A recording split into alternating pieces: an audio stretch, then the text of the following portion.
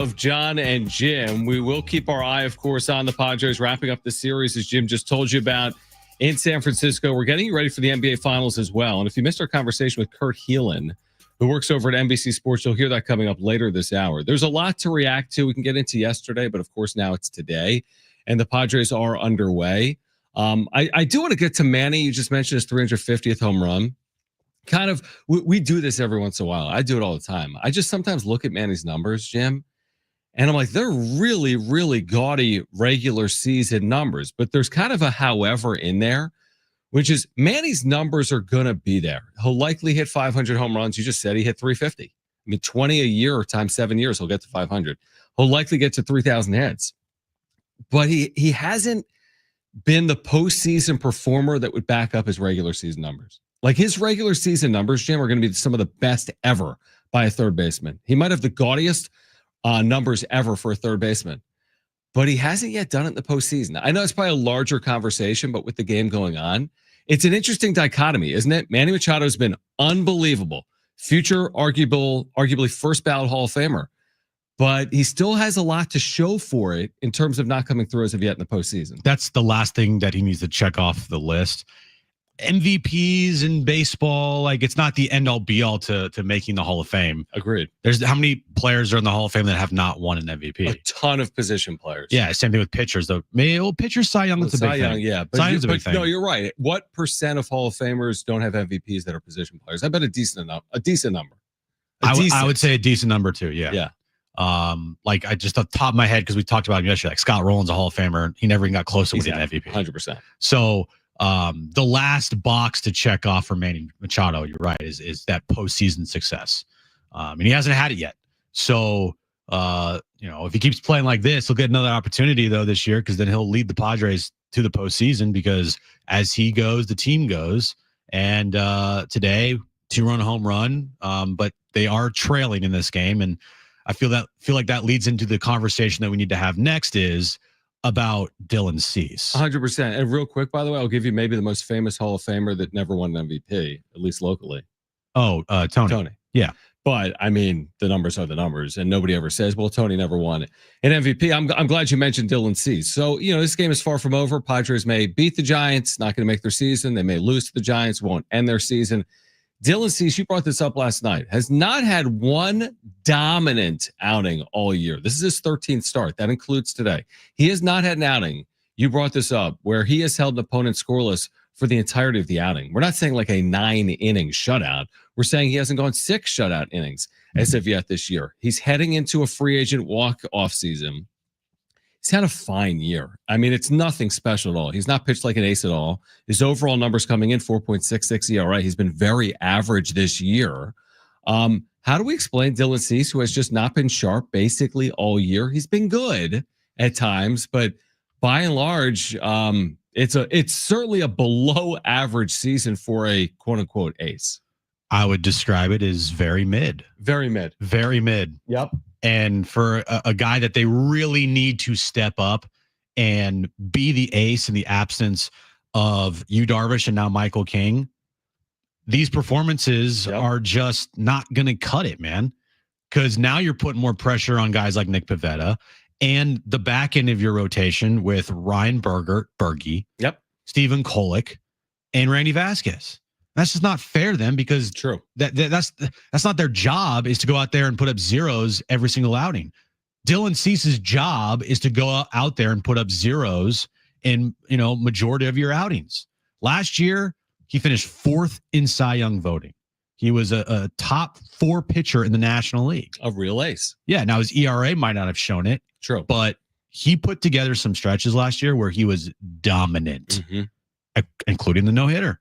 Look at that stretch back last year. It was 6 starts, 8 he starts. was incredible. Like, I think you said it yesterday. He pitched 180 something innings and only allowed 130 hits. Yeah, it was incredible for the Padres last year. He's exactly what the Padres traded for and needed from him last year. And this year, it just ain't it.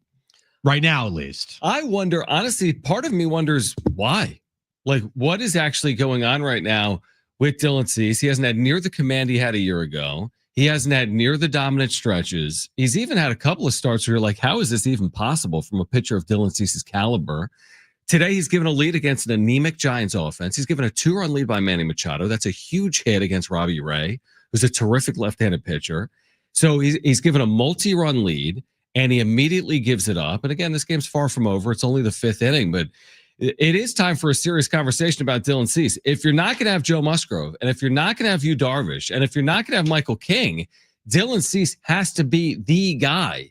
And he has been far from the guy in the first 2 months of the season. And it's just disappointing to me for a guy that's not going to be here, Jim, in 2026. No. I'd like to see his best in 2025. And his best is going to have to come from June 5th on, because we haven't seen it the first 2 months of the year. Yeah, it's a pretty good bet. Dylan Cease is not going to be with this team. I'd be shocked if Dylan Cease was here next year. The only player that I'm betting maybe just a little money on, and the percentage still isn't that high to return, is Michael King. A King higher odds than Arise? Just thinking from the money perspective. I'm just thinking of pitchers. Okay. I'm just thinking of King. King is more likely. I'm thinking King or Cease. Yeah. Who's more likely to return? To me, it's Michael King. But even then, I'm not saying that percentage of him returning is high at all. I agree with you. I think Cease is close to 0%. I agree. Like lower than 0% for him to return. Yeah, like a 1 in a blue moon. He's going to be asking for a boatload of money, regardless of what he does this year, because he has the resume. And with the agent that he has too, Scott Boras, you ain't getting him on the cheap, or at least at any type of discount. No. So any Padres fan out there that thinks, oh, he had a bad year, they can bring him back on a discounted price. Nope. That will never happen. Right. So stop. And keeping Dylan Cease this year, because there was a lot of rumors in the offseason about trading him, was because they were going for it. And I applauded it. And I still applaud it. Mm-hmm. But when you go for it, you need him to perform. And he's not performing. Now, again, they can still win this game today. Absolutely. It's not like he's put together a performance where he's pitched only 2 innings, gave up 9 runs. No. Right? He can still go 7, 3 runs. That's, decent outing. Maybe it's not like a dominant ace-like outing. Not against the Giants. I guess the Giants, it's 3 runs against. If you allow 3 runs against the Giants, that's a lot. Good. So they needed him to be an ace this year, because there was a little bit of a risk in keeping him. And the risk was you're going to lose him for nothing. Unless you guys tailspin at the deadline, you trade him, but that's not going to happen. Jim, he's thrown 83 pitches in 4 innings against the San Francisco Giants, whose lineup has done nothing for weeks on end. I mean, nothing until last night. They had been among the worst offenses in the sport. He's thrown 83 pitches in 4 innings. He ain't touching 7 innings here today. Hopefully he gets through 5. His command has not been his command. 3 walks here today. You know what I would say about him? Like, I don't even know what the right word is. He's confounding, or he's confusing. And there's a little bit of Blake Snell in there, where you're like, the stuff is all in there, man. He struck out 5 in 4 innings. We saw a year ago, high strikeout numbers, low hit total numbers. How is Dylan Cease from 2024 the Dylan Cease we're watching right now? Like that White Sox Dylan Cease. Remember when they traded for him and everyone was like, this guy's not an ace. He had a 4.5 ERA or whatever it was that one year. That's who he is again in 2025. It's like, we know this stuff is in there, but he doesn't look like the pitcher that we saw a year ago. His ERA right now, as we sit here currently in the 5th inning, is 4.8 for the year. Mm-hmm. So far this year, he's been very mid. Yep. Could change. I'm not saying that he is now turned into this pitcher. Yeah, I agree with you. But this year so far, he's not given this team what they need. It just isn't. It's not. And you need him to step up. He is healthy, that we know, and with like the injuries they have in this rotation, man, did not want to see Dylan Cease start his year out like this. And thankfully, the team is kind of overcoming it, being 10 games over 500, with Dylan Cease being just kind of average right now. If the Giants win this game and they're only leading by a run, think about what we're going to be saying here. If the Giants win this game, we're going to be saying they had a 5-0 lead yesterday. The Padres had a 5-0 lead. They had complete control of the series. 5-0 against the Giants. That's 17-0 against some teams. That's how it felt. More. They lost the game, though, the Padres. We can get into that briefly. Today, a 2-0 lead against the Giants with Dylan Cease on the mound. You should win that game. I'm telling you, with your ace on the mound and a 2-run lead against the Giants, you should win the game. Maybe they will. But to split this series, if that's the way this ends up, like how? You led 5-0 yesterday. You led today behind Manny Machado. Dylan Cease, by the way, has just been hit by a line drive. So this would be really disappointing if the Padres only split a series that honestly, Jim, feels like they could have swept based on what we saw through like 5 or 6 innings yesterday. And you ask me before a series, a 4-game series, if you take a split, most of the time you say yes, because it's hard to win a 4-game series. Yeah. But then you see how the series goes, and like you're right, you're up 5-0 against a Giants team that hasn't scored more than 4 runs in like a month, and you lose that game. Then if you're trailing right now, still can win this game. It's very easy, but you end up splitting the series, then I would, yes, consider it a disappointing series because of how it played out. Not just disappointing, but also wasted opportunity with what's to come. Milwaukee has been red hot. You're heading there. The Dodgers awaited Petco. They're the Dodgers. There's a 4-game series going on in LA as well coming up in the next 10 days or so. So it would just be a wasted. They have wasted 2 big opportunities, Jim, in the last week. They blew a 5-run lead to the Marlins, who got swept by the Rockies. So it's like, think about the games they've lost. The Giants, the lowly Giants with their offense. The Marlins, just the lowly Marlins in general. It just feels like they've squandered some opportunities over the last week. And when you have great wins like you did on Monday night and Tuesday night, and then you have bad losses like you did tonight, and then against the Marlins when they had a 5-run lead there, it just cancels it all out. Good point. You can't have those moments in your season where it's like, man, that was a great win, and then the next day it's followed by a bad loss. Mm-hmm.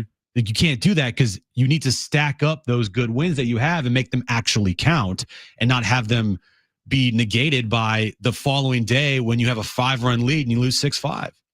Yeah, it's such a good point. It's like they do have some impressive comfort behind wins over the last week. They've done some of their best work. They're tough to figure out. They came back from 6-0 down against the Marlins. They then lose a 5-run lead. They looked so impressive for a couple of days against the Giants, only to blow a 5-run lead yesterday behind Nick Pivetta. They jump out to a 2-run lead here today, only now to be trailing 3-2, and we're watching Dylan Cease struggle. They've just been tough to figure out. Yet at the end of the day, they're 10 games over 500. And that is actually something that's a good thing. Yep. Because last year's team was not 10 games over 500 this time. They won 93 games, but it all was because of their second half insane run. All right. We should remind our listeners that we're giving away SDFC tickets today. We're giving away SDFC tickets for Saturday against Club America. Be listening for the Adrian Garcia Marquez goal call. When you hear it on the radio, call 877-767-4760. We'll qualify a listener every hour, 2 o'clock, 3 o'clock, 4 o'clock, and 5 p.m. hours. We'll announce the grand prize winner of those 2 tickets coming up at 5:30. Kurt Heelan on the NBA Finals at 2:30. We have an update, though, on Yu Darvish on the other side. This is John and Jim on San Diego Sports 760 and live on the iHeartRadio app.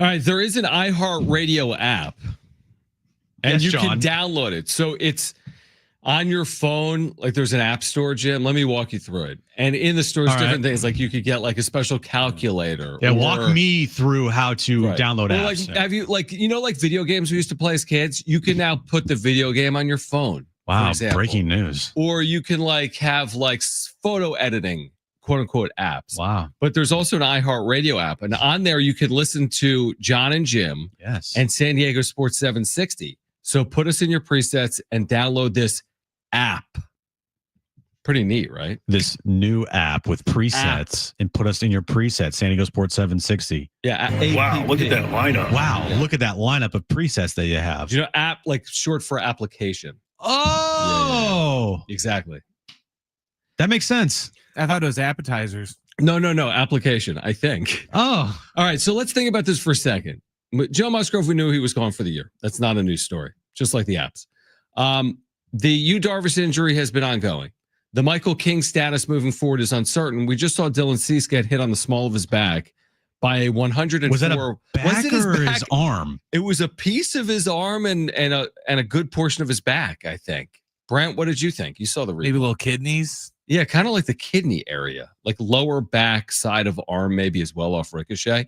It was 104 miles per hour. He stayed in the game, but I think he's probably done for the day. They need to get ice on that thing immediately.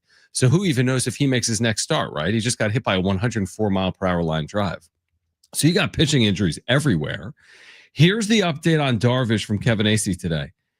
That Darvish is going to return to San Diego instead of joining the team in Milwaukee.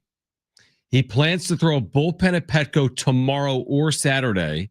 It's his third bullpen in a week. The Padres expect to have more clarity about his potential return afterward. Darvish was shut down in mid-March with elbow inflammation. Mike Schultz said all favorable and trending in a good place. So Yu Darvish will not be with the team in Milwaukee. He will be in San Diego where he will throw a bullpen this weekend. Okay. I mean, this you're like it's no news, right? No news. I have got to the point where I just don't care. Okay. Like when he returns, because they haven't had him this year, right? And they're 10 games over. So I'm just going to wait until he gets back, and when he gets back, he's back. I'm not going to sit here and really worry about it anymore. Yes, we want to know like what's going on, but things have there have been so many like twists and turns with this rehab from Yu Darvish that I'm just like, when he's back, whatever, who cares? Okay, but is there a domino effect at some point if you don't have King for a certain period of time with Darvish? If you don't have Cease potentially, now again, hopefully Cease is fine. But like at some point, like, can all this be overcome? I tried to make this point last night. You talked me off the ledge. I thought you did it well because I'm like, can they really sustain this? You're like, well, they don't have to sustain this for more than a few weeks. Like at some point, they're either getting pitchers back or they're bolstering this overall roster prior to the deadline. It's not like this is the team they have for the final 102 games. But doesn't it feel like it's a little teetery? I don't even know if that's a word. With the King, Darvish, even a Cease situation dynamic playing out in front. Bogarts is hurt, not playing today. I'll tell you what, with whatever injury this was from Yu Darvish, man, these updates all the time. It's like he just came off Tommy John surgery. Right. Like I thought he just had like a sore elbow. It's what it was, inflammation. I thought, it wasn't even like sore. He just had some inflammation in his elbow. Early March. I'm telling you, there's something else here that there's not telling us. That's fine. But there's no way there's not something else here, I feel like, because this is dragged on for a long time, and it's going to keep dragging on and keep dragging on. And we have not heard the end of it. You really honestly think when he gets back, he's just going to all of a sudden be healthy for the rest of the season? That's a good point. Like, no shot. And also, what is the injury that would sideline a pitcher for 3 months? What has he been dealing with? Not a good one. That has sidelined him for, honestly, by the time he gets back to a major league mound, Jim, in a game, in a regular season, it'll be way more than 3 months because it's not going to be like in the next 7 days. So again, they have done this without Yu Darvish this year. Yeah. It's like saying, hey, give me $1,000. And you're like, I don't have $1,000. Well, it's like, you're not going to miss it because you don't have it. I do like that. Yeah. and they've not had Yu Darvish, so they've not missed Yu Darvish. Now, you could also make the case and argument that they have maybe missed Yu Darvish because of guys like they put in the rotation, but the guys they put in the rotation in his place actually done pretty well, all things being considered. Right. So yeah, when he's back, and I just every time he goes out there, you just hold your breath pretty much because I don't see and I don't envision a scenario where when he comes back, he's just fully healthy for the rest of the season. He makes 25 starts or whatever the case may be for any returns. You're 100% right. By the way, when it's bad, it's worse. Luis Ariz has left this game today for the Padres. AJ Castavell on social media. Luis Ariz, who may have tweaked something running to first last inning, is now out of the game. Remember, they're without Xander Bogaerts, who suffered a shoulder injury yesterday. He said it was similar to what he was dealing with last year. So you're without Luis Ariz in this game. Tyler Wade is now in the game. So I'm just saying there's going to be a point here. And what you have coming up is 7 games against the Dodgers and 3 in Milwaukee, Arizona, and maybe they overcome all of it. And I'm not saying these are like, bless you, season-long injuries to Ariz or Bogarts or any of these guys, King, whomever else. But man, when it's bad, it kind of feels kind of bad. Hopefully, maybe they'll win this game. I mean, they're only down 3-2 in the 6th inning, but they're dealing with some things right now. And when I said the other day, they don't need to like try to weather this for the rest of the year. Just weather this for at least like a month for when Darvish and King make their return. Yep. But I also said withstanding other injuries, like you can't have any other injuries to the team. You got to just kind of take what you have right now and then just hold down the fort until King and King and Darvish get back. Yep. And you've had plenty to do that. It's not like they're just like decimated by injuries. No, you're right. But then the last 24 hours, Xander Bogaerts goes down with an injury to the same shoulder that he had a problem with last year. Left shoulder. And now Luis Ariz exits the game today with whatever.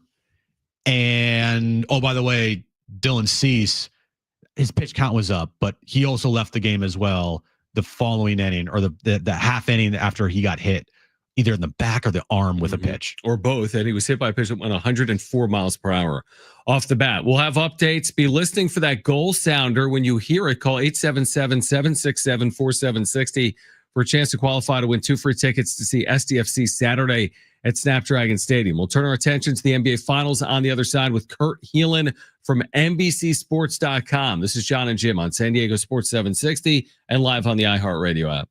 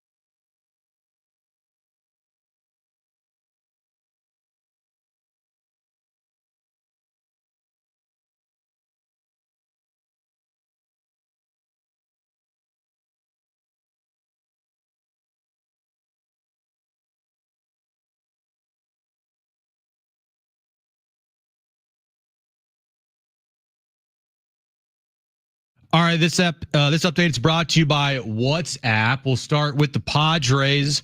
Final game of their 4-game series with the Giants today in the Bay Area. Right now, they trail the Giants 3-2 in the top of the 7th inning. Luis Ariz has left this game with an apparent leg injury. Dylan Cease got hit in the back of his elbow or back. He left the game as well. We'll keep you updated on that game.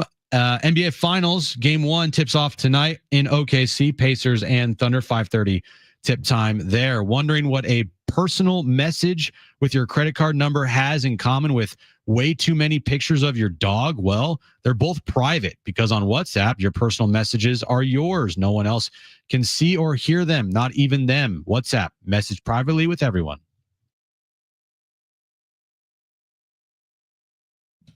All right, NBA Finals, Jim, Game 1 coming up tonight. Did you say 5:30 is the start time tonight?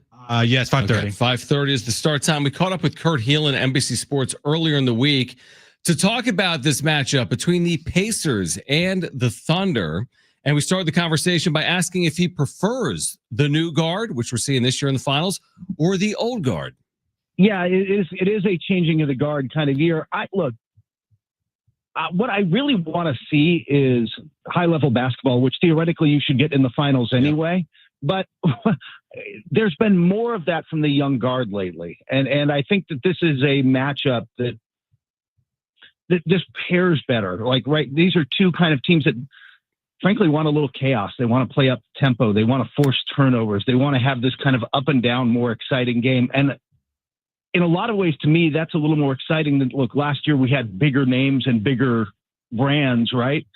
But Luka Doncic, for as great as he is, man, it's a lot of isolation and guys trying to play off of him and so some pick and roll, and Boston's a little bit the same way. They can be a little bit station to station at times.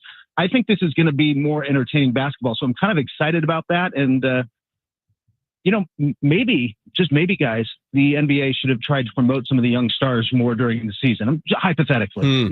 Yeah, that would be nice. Idea. Instead of now everyone complaining like, oh, it's going to be the worst rated finals ever. I mean, yeah, the ratings might not be good, but as you said, basketball could be at an all-time high here with these two teams. When you look at first glance here, Kurt, is it going to be really hard to pick against the Thunder? Yes. For me, it really comes down to this, and it's funny. I was just writing my preview that's got to go up tomorrow for NBC while doing this, and it comes down to this for me. Tyrese Halliburton's a really good player coming into his own. He's a top 10 player in the league, but Shai Gilgeous-Alexander is better, right? And Indiana forces some turnovers, and they've been playing good defense, but Oklahoma City does all of that much better. And Miles Turner's hit some shots, but Chet Holmgren is better. And I can keep going down the list, but Oklahoma City just does everything better than Indiana. And as well as Indiana's playing, I can't see them winning more than 1 or 2 games. Kurt Heelan is with us right now, lead NBA writer, NBCSports.com. So let's say that plays out. Let's say the Thunder win the finals in 5 games, just hypothetically. Would you consider the 2025 Thunder historically good?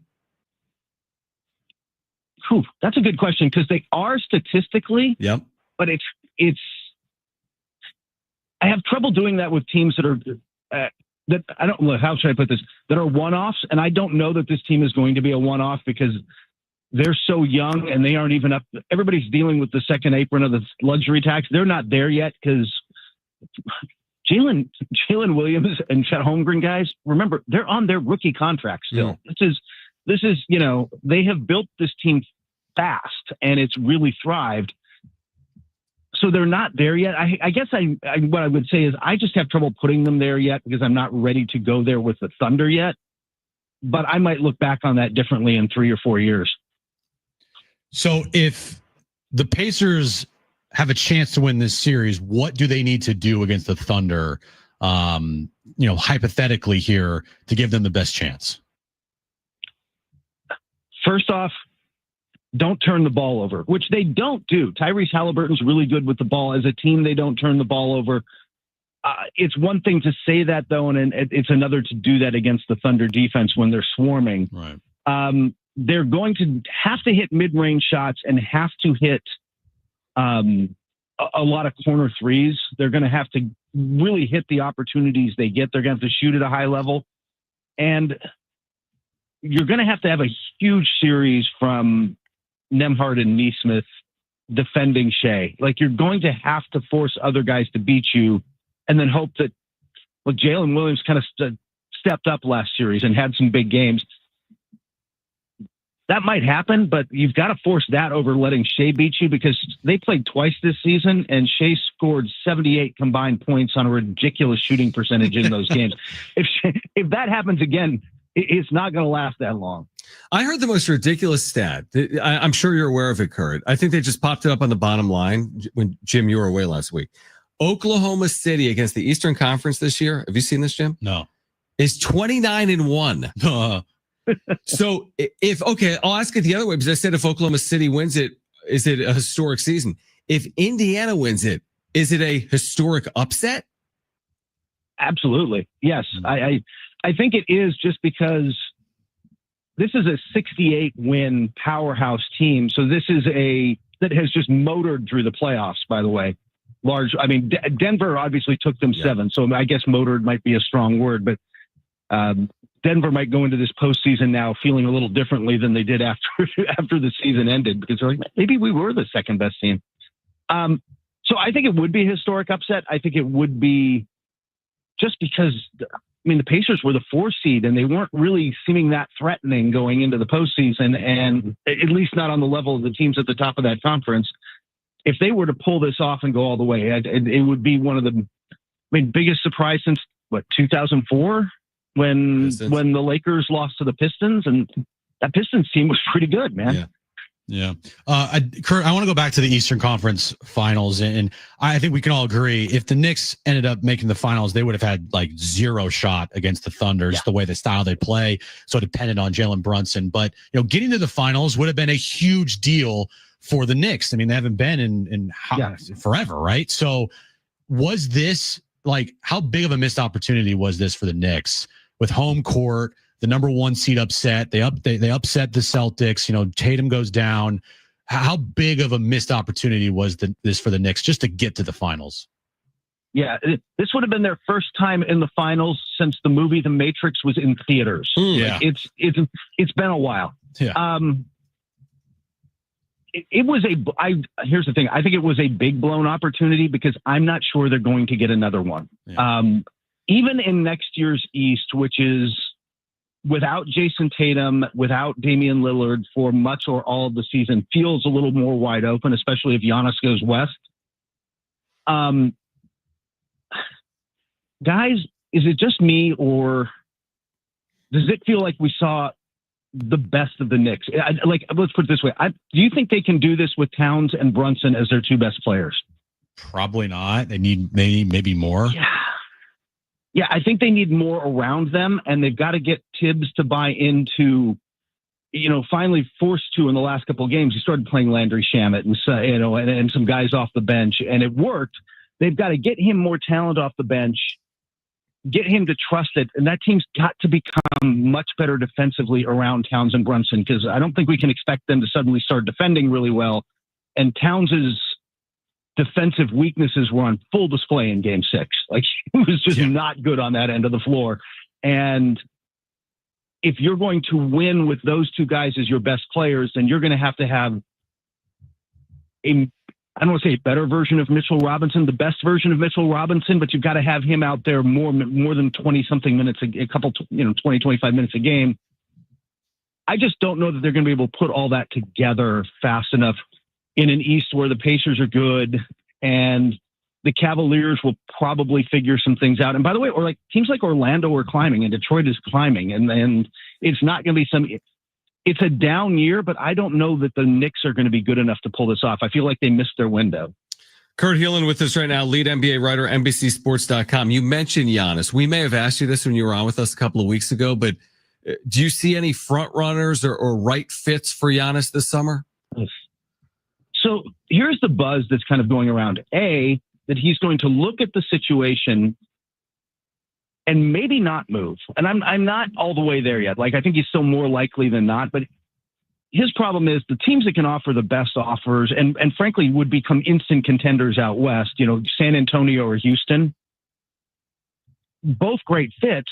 But hey, welcome to the West, right? Like where you're still going to have to get by this Oklahoma City team that's going to run it back. And the Lakers are going to get Luka and LeBron a center. And we could keep going down the list. Jokic is still there, and they'll probably put some more depth around him. And so, like, the West is just brutal.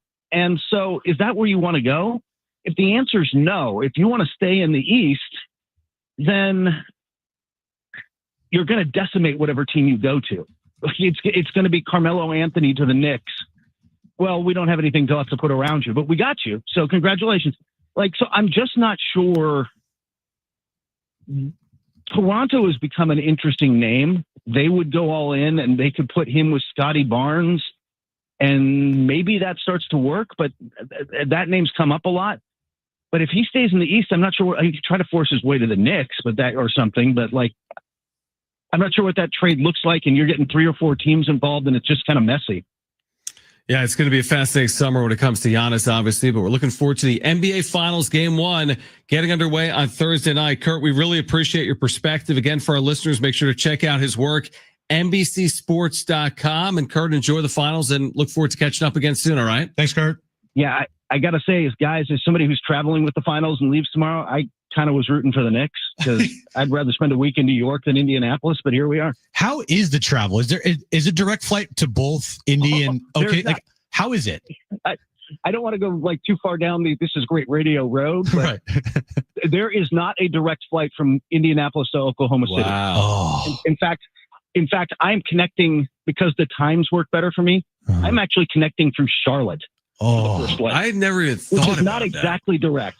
Yeah, I didn't think about it. That's such a good. You can't go direct from Indianapolis to Oklahoma City. I never thought brutal. That's brutal. Well, we're going to see again two of the smaller markets on display, but hopefully a couple of stars on display as well. And hopefully it'll be a good long series as well. Hey. Kurt, appreciate the time and safe travels. All right.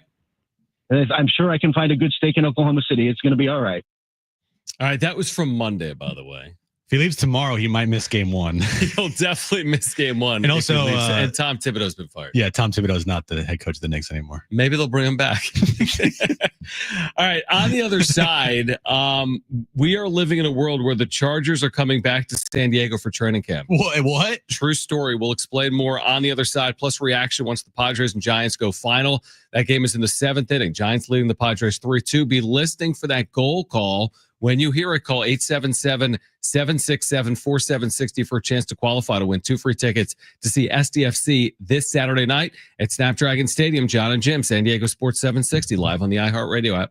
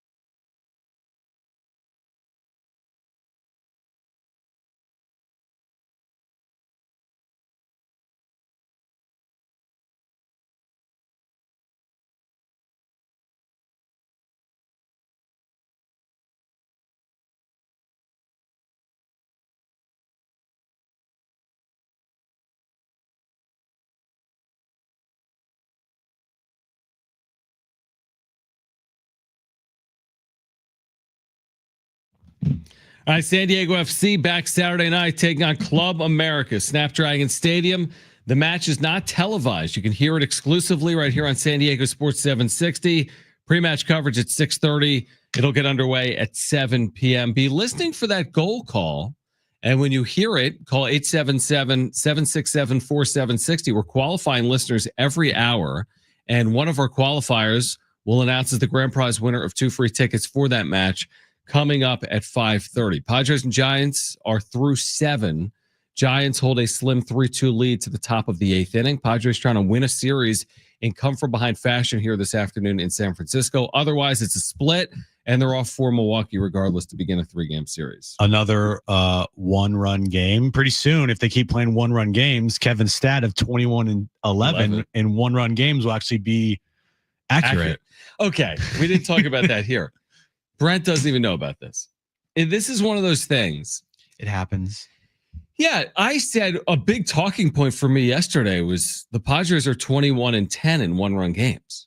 We said it multiple times. You even tweeted it yesterday. I tweeted it, and no one corrected me. No. Until 24 hours later. Not one person.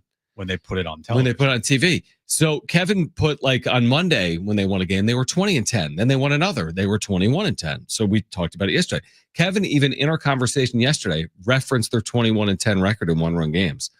Well, it turns out they're 13 and 6, which is still very good. Right. And I'm close. honestly, some of it is on us because how on earth would they have played 32 one-run games over the course of their first 60? Like, that's absurd and probably historic. Yeah, but when Kevin put something in his tidbits. Oh, yeah. I take it as fact. I take it as fact. Yeah, of course. So I'm not going to be like, let me fact check Kevin. No, and here's what I said yesterday, and you're agreeing with right now. When you do what he does or what we do, there's a lot of numbers. You know what I mean? Like, if you do numbers for a living, it's hard to be 100 for 100 with statistics. Like, you can get something wrong. But this was not even close. I think he was referencing something else. So my question is, what were you looking at? Because I think because he even said, he goes, yeah, they're right.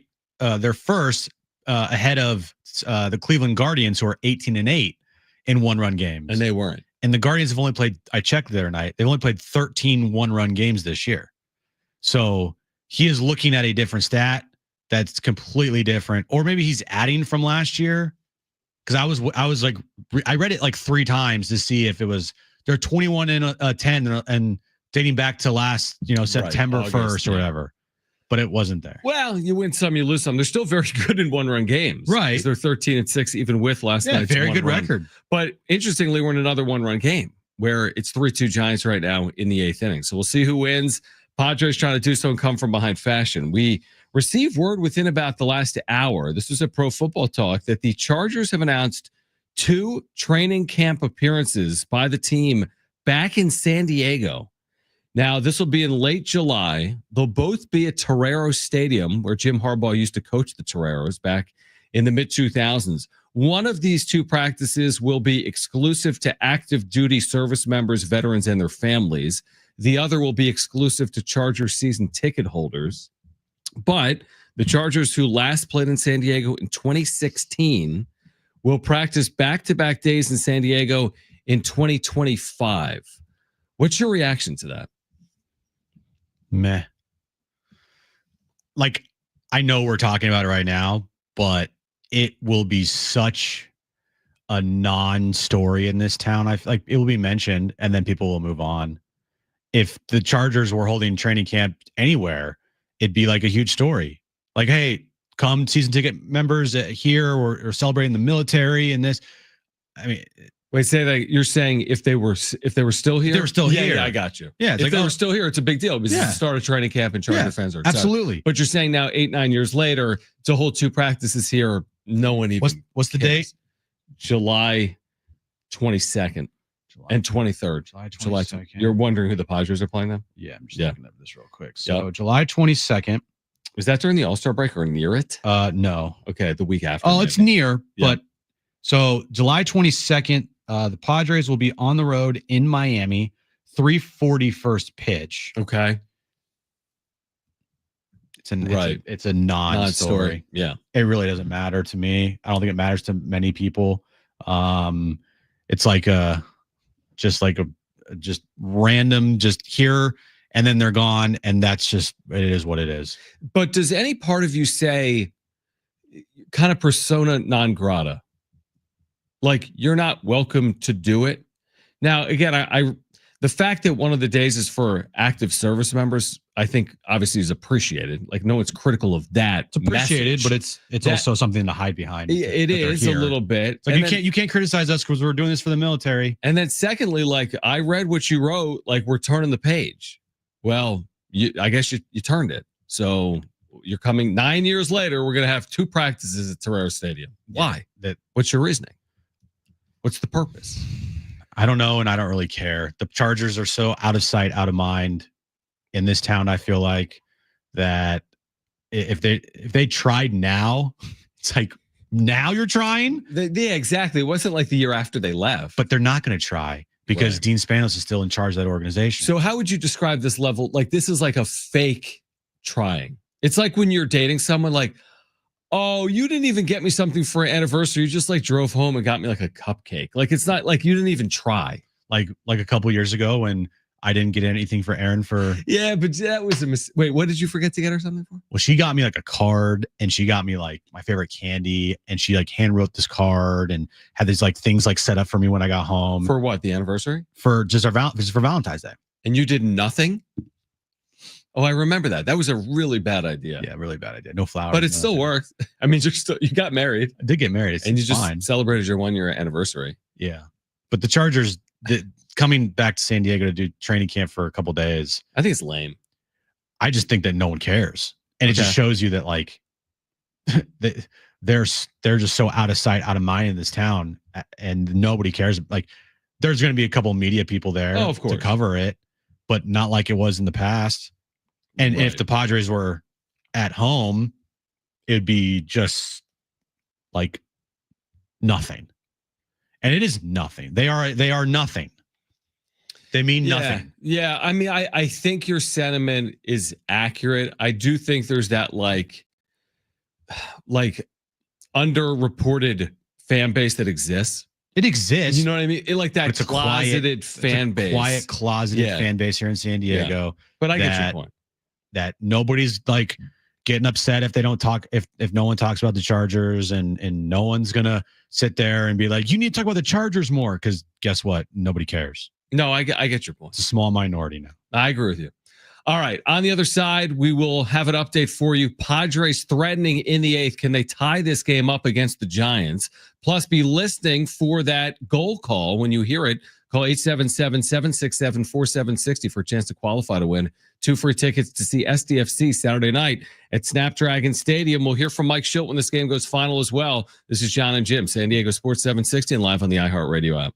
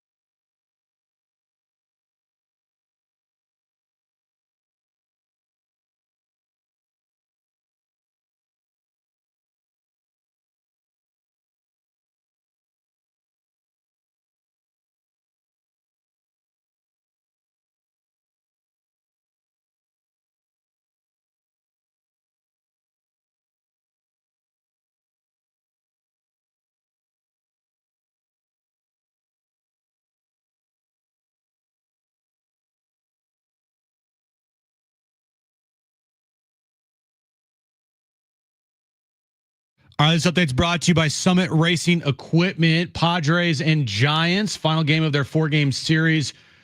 We're the bottom of the 8th inning. Giants have a 3-2 lead there. Moving over to basketball tonight, the NBA Finals get underway. Game 1 in OKC, 5:30 tip time, Pacers and Thunder. And NFL news of the day, Brent's favorite player, Aaron Rodgers, has finally made a decision where he's going to play next year. He's going to be playing with the Pittsburgh Steelers. This Father's Day, grab great gearhead gifts at Summit Racing. You'll find parts, tools, accessories, apparel, and more, or give the perfect card a Summit Racing gift card. Fast shipping, massive inventory, and expert tech advice are a click away at summitracing.com. Getting you all set for that drive home. Let's just start the show. Here's John and Jim. All right, San Diego and Southern California, what's going on? This is hour 2 of John and Jim. We're here until 6. Once the Padres go final, we'll hear from Mike Schild and react. It's a series finale in the Bay, and the Giants are leading the Padres right now 3-2 in the bottom of the 8th inning. Padres had an opportunity in the top of the 8th to tie it or take a lead, but they didn't come through. Fernando Tatis Jr., in fact, thought he had homered to give the Padres a lead, had a bat flip before flying out to deep center field. Be listening for the goal call from San Diego FC or SDFC or San Diego FC. When you hear that goal call 877-767-4760 to qualify to win 2 free tickets to see SDFC Club America Saturday night at Snapdragon Stadium. Again, the number to call 877-767-4760. The wind plays tricks in San Francisco. It's a very difficult ballpark to get a ball out of at times. And Tatis hit a ball well, Jim, but not well enough to leave Oracle here this afternoon. It was a home run in 12 ballparks in the majors. That's right. According to Baseball Savant. Right. Yeah, that's brutal because he's starting to get out of it here. 3 hits last night. The night before, I think he had a really good game. He had 2 walks, a hit. Yep. I don't know exactly what he's doing today. What is he doing today, John? Fernando Tatis Jr. today for the San Diego Padres is 0 for 4 with 2 Ks. And it's because there was a lefty on the mound and he struggles. He's really struggling against left-handed pitching. Like 150 on the season against left-handed pitching. That's not good. No, it's not. It's awful. Not at all. But he's starting to get out of it a little bit. You see signs of it. Mm-hmm. That's a good thing. And hopefully, starting tomorrow, hopefully he just goes on a tear for the next week, because that would be much needed for this team. Yeah, absolutely. And we'll see. Maybe they do something in the ninth. They've had a little bit of a flair for the dramatic recently. They've had some improbable comeback wins. They have. And you have the people up that you want up. You got Manny, you got Merrill, and Gavin Sheets up in the ninth. Fully, possible to overcome a 1-run deficit in the 9th inning. And we'll find out in the next 10 minutes or so if they do that or not. They're heading to the 9th in the Bay. And again, the Padres are trailing the Giants right now 3-2. If they don't win it, we're going to say wasted opportunities over the last 2 days. Led 5-0 yesterday. Felt briefly like a laugher. Nick Pivetta out there. Today, they lose the game. Today, they lead 2-0 behind Manny Machado's 350th career home run. What an accomplishment against this Giants team that's scuffled on offense for a month straight behind Dylan Cease. And they relinquish the lead. They've trailed 3-2 for the better part of this game. And now, this is a bad split. There are good splits when you trail a series 2 games to none and you get it. And there's bad splits. And this would be a truly bad split, considering you had multiple run leads in both of the games, including one lead by 5 runs. So this would be an awful split, truthfully. It would. Starting off the road trip the way you want to start off a road trip. Winning on Monday night 1-0. Wasn't a pretty game to watch, but you got the job done. 2 nights ago, come from behind fashion, thanks to Manny Machado and Jake Cronenworth there. And then yesterday, yeah, you're right, leading 5-0 and then leading today 2-0 against a team that can't score runs. And it would be a really bad split.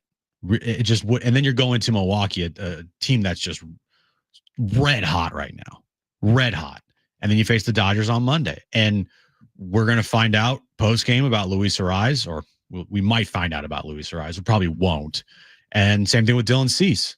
who got hit in the back or the elbow or the hand. I don't even know exactly where he got hit today. But I know he was like shaking his arm after he got hit with the ball that was 104 off the bat that hit him in the, I believe, 5th inning. Yeah, it didn't look like it was, it doesn't look like he was in a pillow fight. Like it looked like it hurt. Yeah, it did. You get hit by a 100-mile-per-hour line drive when you're 60 feet away from the batter. That's going to hurt. And you're not prepared. It's not like you really brace much. You saw his face. It was just like, ah. Now, hopefully it's a bruise, and hopefully he misses no time and he pitches in 5 or 6 days or whatever the time calls for. But there's always the possibility he doesn't because he's going to deal with something that needs to be overcome over the next few days. Yeah, the last thing you want is injuries to more of your starters, more of your everyday guys, because you're already running thin in your rotation and you don't have anybody behind your starters on the bench to replace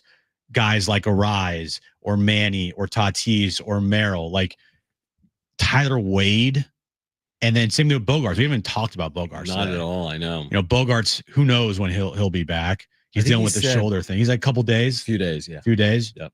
No one's going to really miss you, buddy. But still, it forces you to put in guys in the lineup every day that aren't really everyday guys. Yes. And I would probably argue, and I think you might have said this last night, you may have said it in the first hour, you might have upgraded. I hate to say, I'm not trying to be rude in saying it, but Jose Iglesias is a better hitter. I mean, right now, Jose Iglesias is a better hitter. Neither of them have power. So Iglesias is the better hitter. He's better everything. Better defender, so better hitter. There. But like Luis Arise leaves this game with tweaked leg. Yeah, and we don't even know what it is. Tyler Wade is not an upgrade. No, not even close. Luis Arise's bat is going to play, obviously, right? You can't have him out of the lineup, just like you can't have a Manny out of the lineup. So we'll see here. Just these divisional series where every single game is impactful. Like it's crazy, right? You lose here today, it's a 2-game swing. You win here today, it's a 2-game swing. We're saying that a ton next week when the Dodgers are at Petco and the week following when the Padres are at Dodger Stadium. It's just, we've gotten to the fun part of the year where they didn't play the division for like 2 months. And now they're playing the division. Yep. Which is interesting how that worked out. But you play who's in front of you on your schedule. You don't determine what your schedule is, and this is what their schedule is. And the next 15 games here are going to be very tough games.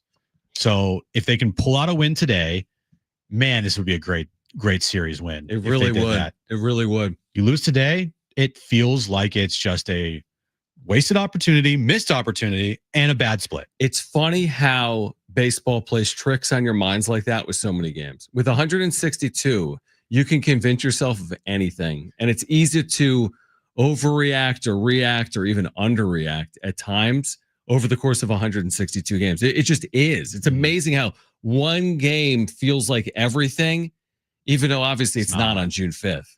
But it does have that feel sometimes. Because on September 16th, I think we're going to be looking back like, man, that split in that 4-game series in San Francisco on June 5th. I never do that. I think the examples I would use of that, Jim, are really late in the year. Like if there's an example, if the Padres finish 1 or 2 out, like they lost an 8-0 lead on September 27th. Well, then of course you would talk about it all offseason. But losing like a 5-0 lead in San Francisco June 4th, which was yesterday, or as you like to say, yesterday night. Yesterday night, yes. I don't think anyone's going to reference what happened on June 4th. By the way, it's kind of like the socks in the laundry. Like, do they even out? They've had some good wins. They've overcome 6-0 deficit. Socks in the laundry? Socks. Like they even out. Socks in the laundry. Like you sometimes lose a sock and then you find a sock. You've never heard that? No. Brent's also shaking his head. Socks in a laundry. Socks. I know what socks are. Like these things. Like what I'm wearing right now on my feet. My point is like you're going to have some bad losses. You're going to have some good wins. And don't they even out like when you lose a sock? Maybe you lose a white sock one time, but you find a gray sock another time. What? 70470 started with the word team. You've heard that before. I've never heard that. What? Never heard that. So please, someone tell me that doesn't make sense though, what I'm saying. Someone has to have heard that. Socks in a laundry. I didn't say it right. It's like losing socks in the laundry is like what happens over 162. You win some, you lose some. You're like the great value Dr. Phil. What? I don't know. I don't even know what we're talking about. We're talking about this series. The perception of this game. Yes, the though. perception of this Yeah. game. If they lose this game, It's like, oh, season's over. Right. We do this all year long, though. We do. Right. But, if you get to the end of the year and they miss out the postseason by one game, then these are games that you do look at and say, well, they had a 5-run lead in this game. They had a 5-run lead in this game. They had an opportunity in this game. They had an opportunity in this game.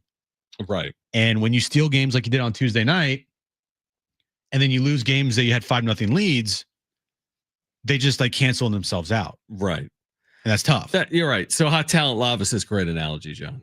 So thank you, Hot Talent Lava. Oh, that's great. So socks in the dryer. Socks in the laundry. But I get your analogy, because when I look in my laundry, I go, ooh, there's a sock. Right. Like, and you're like, oh, there's yes, another one. I need another sock. Yay. It's kind of like what Kevin wrote the last couple of days that wasn't accurate. But you want to be good in 1-run games because you don't want to you don't want it to even out. You want to win more than you lose in that type of game. Yeah, I want to find my socks in the laundry. Yeah, exactly. You want more socks than less. You want to win close games, which they do by and large. This team has been good, 13-6, I think, in 1-run games, including a loss yesterday. And they're just finding socks in laundry. Everywhere they go, they're like, oh, there's a gray sock. Oh, there's a black sock. Exactly. These socks don't match, but at least they're 2 socks. Is there anything more annoying than that, by the way? No. Because you're like, where is this sock? And now do you throw out the other, or do you wait on it to return at some point? Do you wear socks 2 days in a row? Like the same pair? No, I do not. You do? Why? Well, I would never do that. Never take your shoes off. Because you don't think they're dirty? They're on your feet. Yeah, I know. It's fine. No, it's not fine. I just throw my socks in the hamper, and then some days I'll take them out. Sometimes I'll have one sock and I need another black sock, and I look in the hamper and it's on top, so I just take that sock. Isn't this the equivalent of eating food out of the trash? No, it's not, John. Not even close. All right. But if it's already in the hamper, putting the sock in my mouth. But if it's in the hamper, I respect it if you wore it for an hour. And then you're like, I got a shower, and you take your 2 socks and you put them to the side of the shower. But it's like, you take your shower, you put your 2 socks on, but you throw it in the hamper with the other dirty clothes. Now the socks have been contaminated with dirt. Yeah. And now you take them out. This is like eating an apple at the bottom of the trash. Well, I mean, they're on the top of the hamper. It's not like they've been buried in the hamper for 2 weeks. Right. By the way, I do laundry every week. Can we talk about this drama here? I mean, it's drama. This is drama. So the Padres are trailing the Giants. Me and my sock. I don't worry about it. I don't care anymore. It's you. I'm not going to lose sleep over it. I might put a poll in the YouTube channel. I don't take underwear out of the dirty laundry, but socks, yeah, I'll do it. Not a big problem. I'm not going to go crazy. My feet don't sweat too much. Too much. Exactly. I'm like, who have you verified this with, yourself? Yeah, you just a little whiff, and you're like, it doesn't smell bad. It's fine. Padres have 2 in scoring position with 2 down, trailing 3-2 in the 9th. You want to do play-by-play? Just screw it. No, that's what they have. They have 2 in scoring position with 2 down, trailing 3-2 in the 9th inning. The batter's Jake Cronenworth. Yeah, and guess what? Maybe he gets a hit. Maybe he doesn't hit. Yeah, there you go. There's your play-by-play. This is again what we've been talking about for the last few minutes. If you win it, wow, what a series win. If you lose it, wasted opportunity is what we're going to be saying. We'll let you know what happens on the other side. Plus, be listening for that goal call. And when you hear it, call 877-767-4760. That's 877-767-4760 for a chance to qualify to win 2 free tickets to see STFC Club America Saturday night at Snapdragon Stadium. We'll hear from Mike Schilt when this game goes final as well. This is John and Jim on San Diego Sports 760 and live on the iHeartRadio app.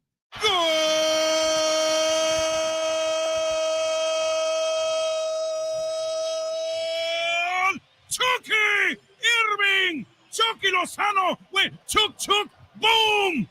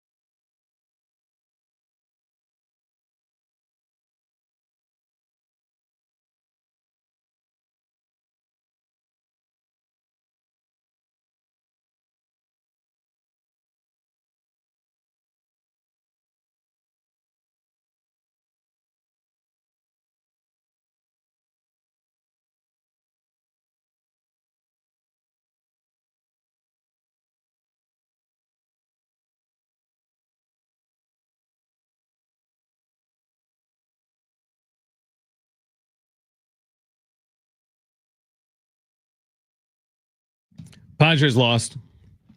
They lost, yeah. All right, John and Jim. See you tomorrow. San Diego Sports 7-6. No, not tomorrow. That will end the show. The Padres lost. Show's over. been canceled. We're done. Show's been canceled. Right. The entirety of the show is riding on the result today. Padres lose in San Francisco 3-2, so they split against the Giants. There are good splits. There are bad splits. This is a bad split. Correct. 5-0 lead yesterday, squandered. 2-0 lead today, squandered. Opportunities aplenty in the 8th and 9th inning they don't capitalize on. And now they go to Milwaukee where the Brewers have been really good, and then the Dodgers await. Next week at Petco Park. Plus injuries, Jim. I mean, Dylan Cease went 5 innings, got hit by a line drive in the 5th. Luis Ariz left this game with an apparent leg injury. So I wouldn't say they're fully going through it, but this was not a great 24 hours for the Padres up in the Bay. As they had a golden opportunity to win a series. They had a golden opportunity, Jim, to sweep a series, and they settled for 2-2. And we'll hear from Mike Schill, by the way, coming up in the next few minutes as well. Now, it's not like it was a 4-game series against like the Rockies. True.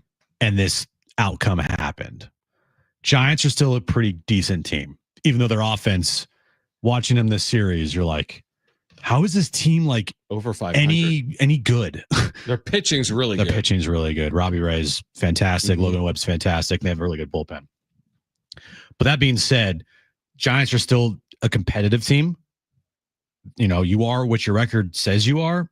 And it's not like you lost these last 2 nights to the Rockies. But with that being said, doesn't take away from the fact that it was a bad split. Just a bad split.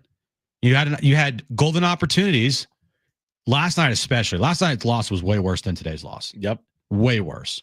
But you know, after last night's loss, where you blow a 5-run lead to a team that can't score,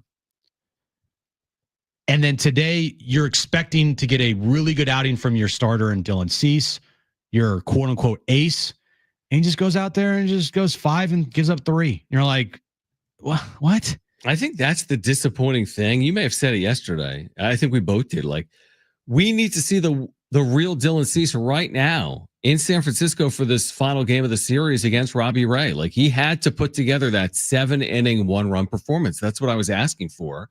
I think it's a reasonable ask because he's a supposed ace, and we haven't really seen that in his first 12 starts this year. And he was gifted a 2-0 lead by Manny Machado, his 350th career home run, and he couldn't hold it. And he threw way too many pitches, 80-something pitches in 4 innings, gave up the 2-run lead. Aces should hold multiple run leads, especially against bad offenses like San Francisco. So it's disappointing. I'm not going to overreact to Cease. It's just Cease has been very average this year. And now he's dealing with getting hit by a comebacker. Line drive 104 miles per hour off maybe the small of his back, maybe off the side of his arm as well. We'll see if there's any update there. We'll see if there's an update on Luis Ariz when we hear from Mike Schill in the next few minutes. It's just, I would describe this as really disappointing. They had an amazing opportunity to start this 17-game stretch by going 3-1 or even 4-0. And now they're right back to where they started 4 days ago. 2-2 to begin the 17-game stretch that I think is only getting started in terms of difficulty. I think Milwaukee's a bigger challenge. The Brewers have been really good at home. They've been very good overall. The Dodgers, I know they've gone through it here with their pitching recently, but you're going to play Dodgers 7 of the next 10 games. That's never easy after that Brewers series. So I just see it as a wasted opportunity. And you don't have like much wiggle room with your roster because of the injuries now. So when you are losing games that you have commanding 5-run leads in, and you know you're losing games when your ace is on the mound or your supposed ace is on the mound. Mm-hmm. You know, those are just like wasted opportunities, and you got to take advantage of those, especially when you're dealing with the injuries that you're dealing with to your rotation. And then now to your everyday players, we'll see what's going on with Luis Ariz, but never good to have him leave a game running down to first base. And then also Xander Bogaerts, even though he's pretty much worthless, like still that's an injury to the depth of your team that it's not good, even though he gives you nothing. It is amazing to me that, I don't know. I watch this offense. I see the pitching injuries. I look at the standings or their record. They're 9 games over 500. So all of this is predicated off 14-3. That was the start they got off to this year, right? That amazing start, the best in the history of the franchise. They were 14-3. Since that moment, they're 2 games under 500. So they've played a lot of very average baseball for a long period of time. I mean, they've played over 60 games now. So for 40 something games, they've played under 500, but they've been able to stay above water based on what they did when they started 14-3. I asked it last night, and I thought you made good points in response where I'm like, is this sustainable?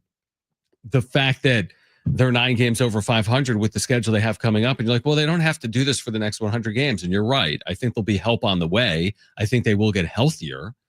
In theory, they'll get healthier. And I think they can add as well prior to the deadline. But it does feel to me like, what's a cliche to use? Thin ice or a tightrope? Like it feels to me like it's a little bit of a tightrope right now with the Padres, the way they're trying to maneuver and figure out this stretch that they're in. Here's what could happen during this stretch of games without an off day until I believe next Thursday or the following Thursday. Right. Whenever it is. Whatever it is. Yeah. I think one off day the next 3 weeks. 26 games in 27 days. Got it. Here's what this could do. If they don't play well in this stretch, it's not going to just completely ruin their season because they were 50-50 last year. Okay. Mm-hmm. Not going to ruin their You're season. Right. But what it would do is completely wipe away all the good they did at the start of the season. Like they've used their start of the year, that 14-3 start, and they've carried it all the way to June now. Right. And what you were hoping is that they would continue to carry that until their next, hot stretch to add to that. And if you don't play well in these next couple weeks, you have a real chance of giving that away and having to start from scratch, essentially from the win-loss column perspective. Yeah, no, you're 100% right. And like the game within the game is not only did they disappoint here over the last 2 days, it's the way in which they lost here today. Prime example, they like to be a really good, aggressive team of the bases. They like to use that to their advantage. In a one-run game today, they walked into an out in the 8th inning at second base. Jose Iglesias What was that? tried to walk or jog into second base to stop his momentum because he didn't slide, and he was tagged out because he didn't attempt to slide. They ran into an out in a one-run game in the 8th inning. He would have represented the tying run. The batter would have represented the go-ahead run. They had an opportunity there again in the 9th inning to score. Tatis absolutely hammered a ball in the 8th inning. That's the definition of that's baseball. Yeah. That's not even going through it. That should have been a home run. And it's where you are playing, and every ballpark is different. Yep. It's the only sport where you have that. Yeah, 100%. Which I kind of find still amazing. When things aren't going well, it's like, of course, that would happen to Tatis. Of course. When things are going well, you have a Machado who's hit all these home runs over the last 10 days. Yep, he got it. Did. And that's one of the only ballparks, one of the few ballparks that it's not a home run in. Right. He thought it was a home run. He gave a bat flip, and he probably thought to himself, finally, yep, would have tied the game up.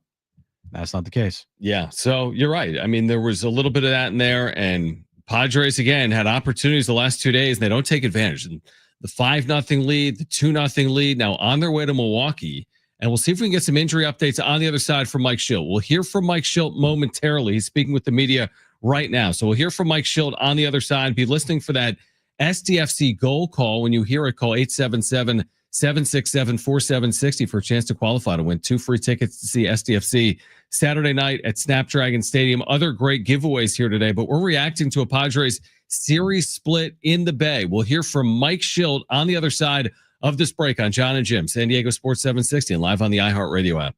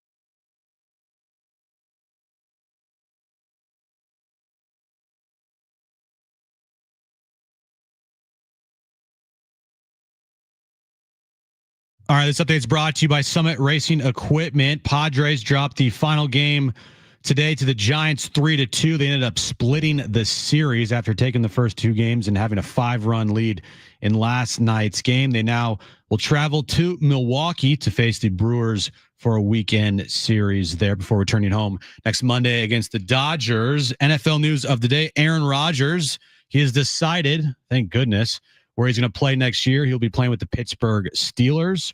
And the NBA Finals gets underway tonight. Game 1 in Oklahoma City, 5:30 tip time, Pacers and Thunder. This Father's Day, grab great gearhead gifts at Summit Racing. You'll find parts, tools, accessories, apparel, and more, or give the perfect card a Summit Racing gift card. Fast shipping, massive inventory, and expert tech advice are a click away at summitracing.com.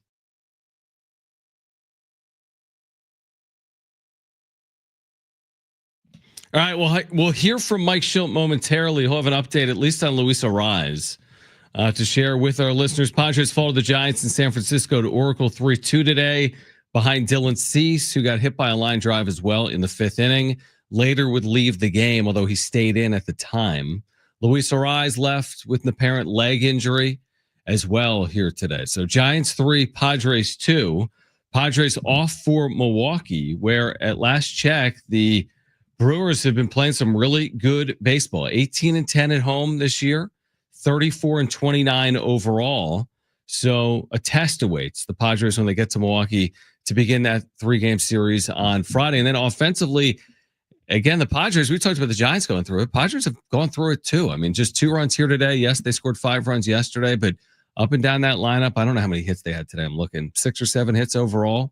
Just kind of, nothing special. They faced a good starting pitcher, but nothing to really show for it. Just 2 runs here today in San Francisco. Turn your mic on. up until last night's game, 8-3 in their last 11, and right, you're kind of doing a little bit with smoke and mirrors. You're not playing really great baseball, but you're getting the job done. And Manny Machado's hot, so that's probably a big factor to why you were 8-3 in your last 11 and jumped to that 5-0 lead. And it's just like, not holding that. And then you add on the fact that you then lose today with Dylan Cease on the mound, who he didn't pitch well. It just makes it feel worse. And you are just hoping, if you're a Padres fan, that these next couple of weeks, they don't give back all the good they did at the start of the year. Because if you look up after these next couple of weeks, they're only 3-4 games over 500. You're like, okay, well, that good start, it's starting to, dwindle here and disappear. What do you expect? I wonder, I don't know what to expect for these next 13 games. Milwaukee, LA twice, Arizona once. These 13 games where 10 of them are on the road, 3 are at home against the Dodgers. What's your expectation for the next 13 games?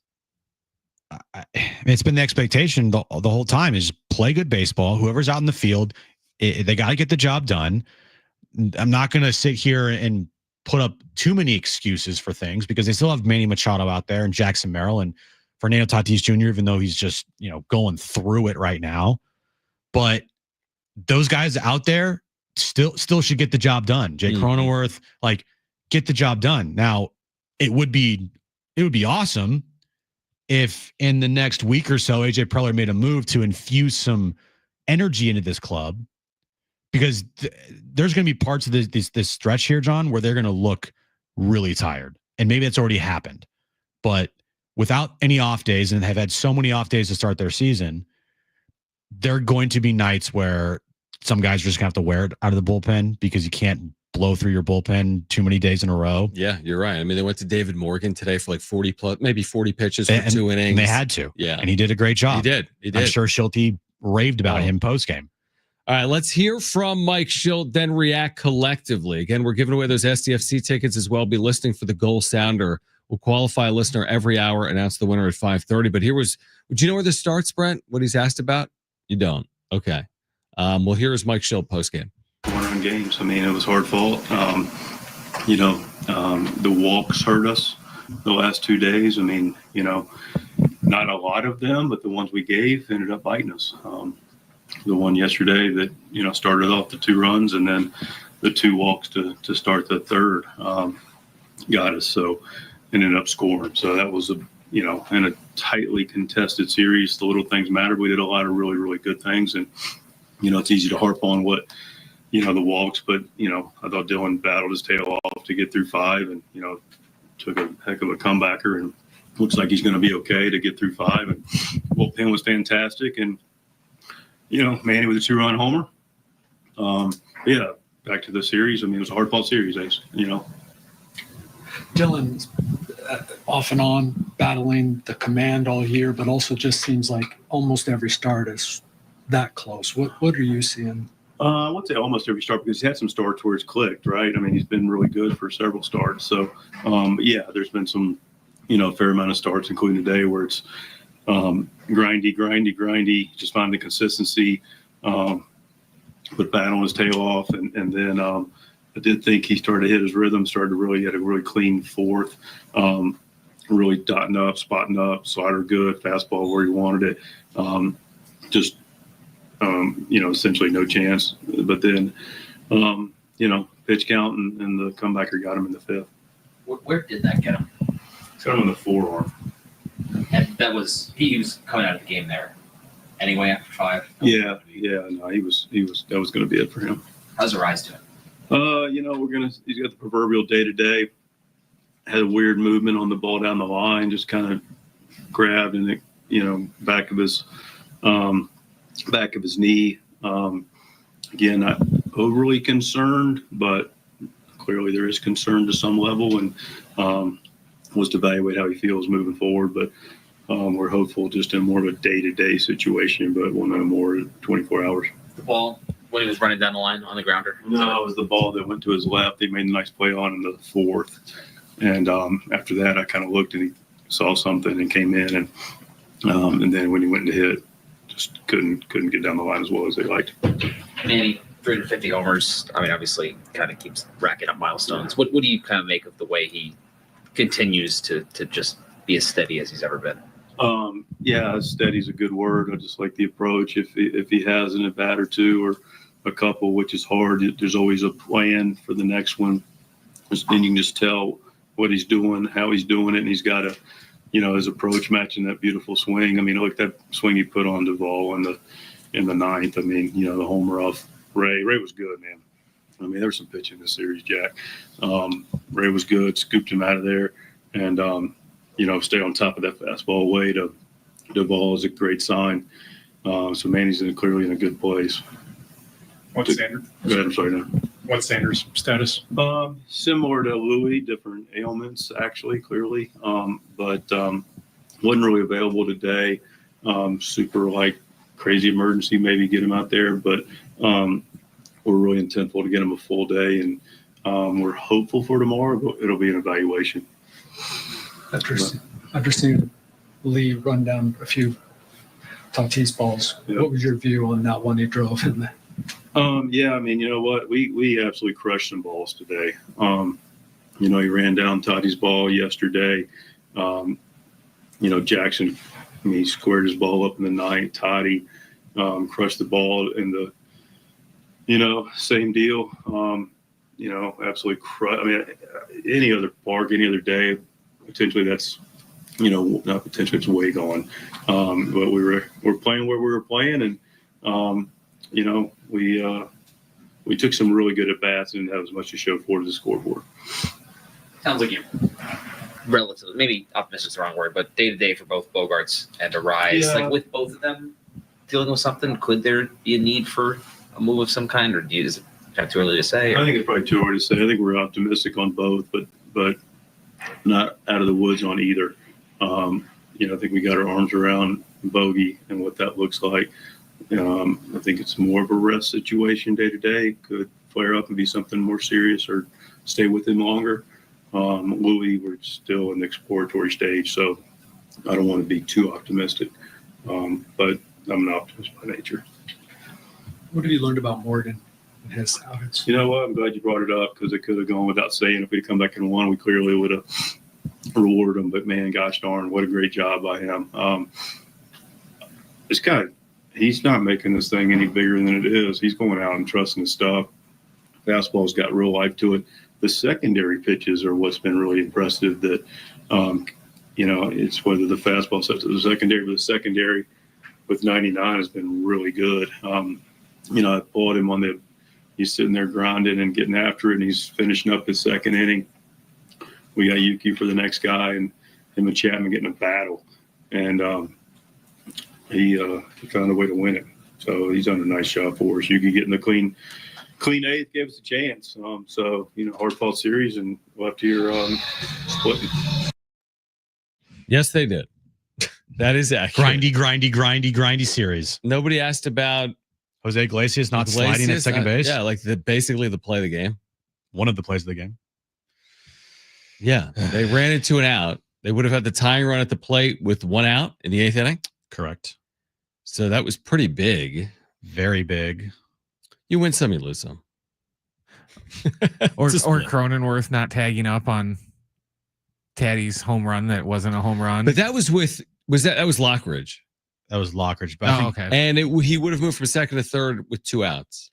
Right. Again, I'd rather be a third than second, but it wasn't the difference, probably. And he's already gotten thrown out at third base one time in the series. So the last thing he wants to do is risk it and get thrown out again, potentially. And he can score on a single from double. He's fast. Yeah. I'm not too concerned about that. Yeah. I'm not too concerned about that. And it is true. The ball Tatis hit off the bat, everyone thought was a home run. Dude, and it wasn't. Yeah, it wasn't.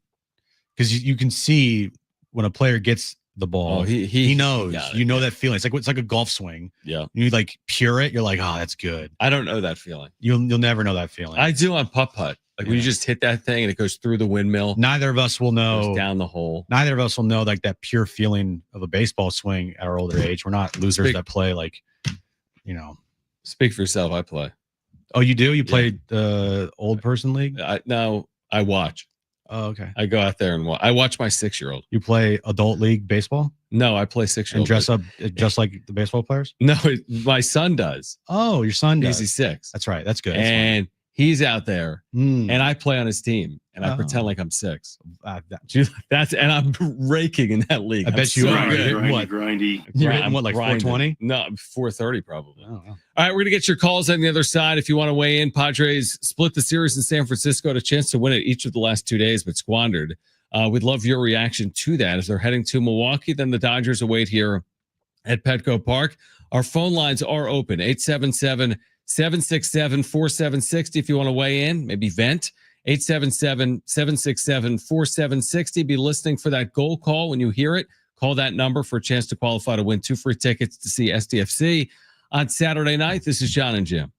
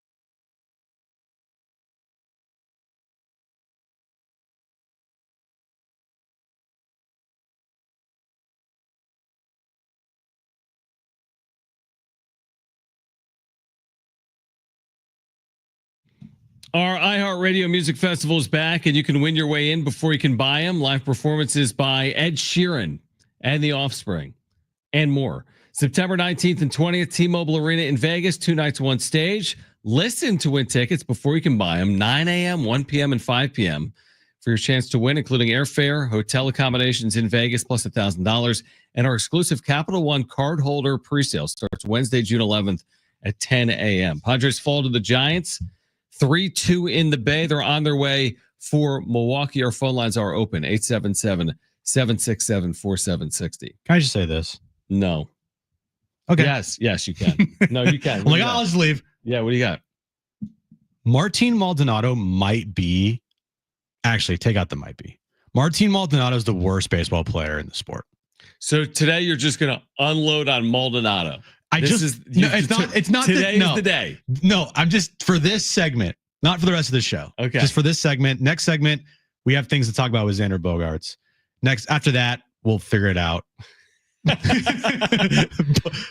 Just right now, because I looked at his Baseball Savant page, because I saw Too Much Morton's tweeted out a picture of 4 guys on the team that all just suck. Martin Maldonado, Elias Diaz, Brandon Lockridge, and Tyler Wade. They're all awful. And I decided, I'm going to go look at Martin Maldonado's Baseball Savant page. Oh my God, this guy is awful. Well, it's very, it's like basically red is really good and blue is really bad. He has nothing. There's no red. It's not even no gray. There's not even blue. It's just like nothing. It's like icy blue. It looks like a cold blue. Like usually on the Baseball Savant page, you'll see like a dark blue. Yeah. And then you just, again, it's hard to explain all of it in a short period of time, but it indicates and shows you either how good a baseball player is doing, regardless of his numbers or not, right? And then, like, remember earlier this year when me and you got an argument about Manny Machado, and we're like, look at his Baseball Savant page. He's got, all metrics that would point to the fact that he's having a really good season. Yeah. And he's going to break out of it. There's nothing redeemable about Martin Maldonado, according to his Baseball Savant page. He is the worst player in the sport. Why is he still on the San Diego Padres? Why? Well, I'll tell you why, Jim. Because they have no options. They have called up a catcher that has been in their organization for a half decade. His name's Luis Campusano. At one point, he was a promising prospect. They think so little of Luis Campusano defensively, he hasn't even appeared in a game defensively, despite the fact that you've got Martin Maldonado in the midst of this horrific 60 games. So they don't have options, do they? They don't think they have options, because if they did, they would use them. They have not utilized another option like Luis Campusano in any capacity. How is this guy getting regular, not everyday at bats? No, he splits time, obviously. But still, how is he getting any at bats is my question. He's hitting 163 with a 443 OPS. It's like better than what he's done the last couple of years, though. Right? It's like the same. This is what we said was going to happen. It's worse. He hasn't hit. He's not hitting. He stinks. Elias Diaz ain't any better, by the way. 214 with a 588 OPS. Brandon Lockridge, 229 with a 566 OPS. Tyler Wadey, Schulte's boy, 224, 585 OPS. I thought you were Mr. as Machado, Tatis, Merrill, Arise go. I know, but this is just my rant on those players. I get it. I agree. By the way, last year, Maldonado hit 119. So he's been on fire this year. Oh, so he's been better. Would you say 153 or 163? He's 160. What's he hitting? He's hitting 163, John. He hit 119 last year. He has improved his batting average 44 points. 44. Not bad. He's on fire. He's actually doing pretty well. It's like he's an NBA jam. But Everything he hits is like a home run. He's heating up. Let's go to the phones. Padres lose to the Giants. They're going to Milwaukee. Still 9 games over 500. Wasted opportunities the last 2 days. 877-767-4760 if you want to weigh in right now. Dave is going to join us on John and Jim. Dave, thanks for calling in. Well, thanks, guys. And so let Jim Russell be Jim Russell. You go, Jim. Yeah. You just let him have it, buddy. Thank you, Dave. So, that's why we all listen to the show. We want to see Jim go off. This is the trademark of Jim Russell. Yes, so yes. You just let our guy Jimmy alone. Thank you. So look at, guys, let's go back. Let's review the things that we know in reality. We are looking at a team that has been less than 500 since April 15th. We know that as a fact. That's the trend. That's where they're at for various reasons. What did we say at the beginning of the year that would have to happen throughout the year for this team to be successful? Health. We said, all of the guys that are the superstars have to be what? The superstars. Mhm. Is that happening? No. What else did we say? We said they have to stay healthy. So you've got 3 major pitchers that are on the IL. You've got Dylan Cease, who I'm putting a red flag up as of today. What is he, 1-5 now? He's well over 4 ERA. I mean, just having a miserable season in my book. That's a problem, and that needs to be talked about more. So when you look at all of these things that were supposed to happen, and then you got a wafer-thin lineup as far as a bench goes. Jim just pointed that out.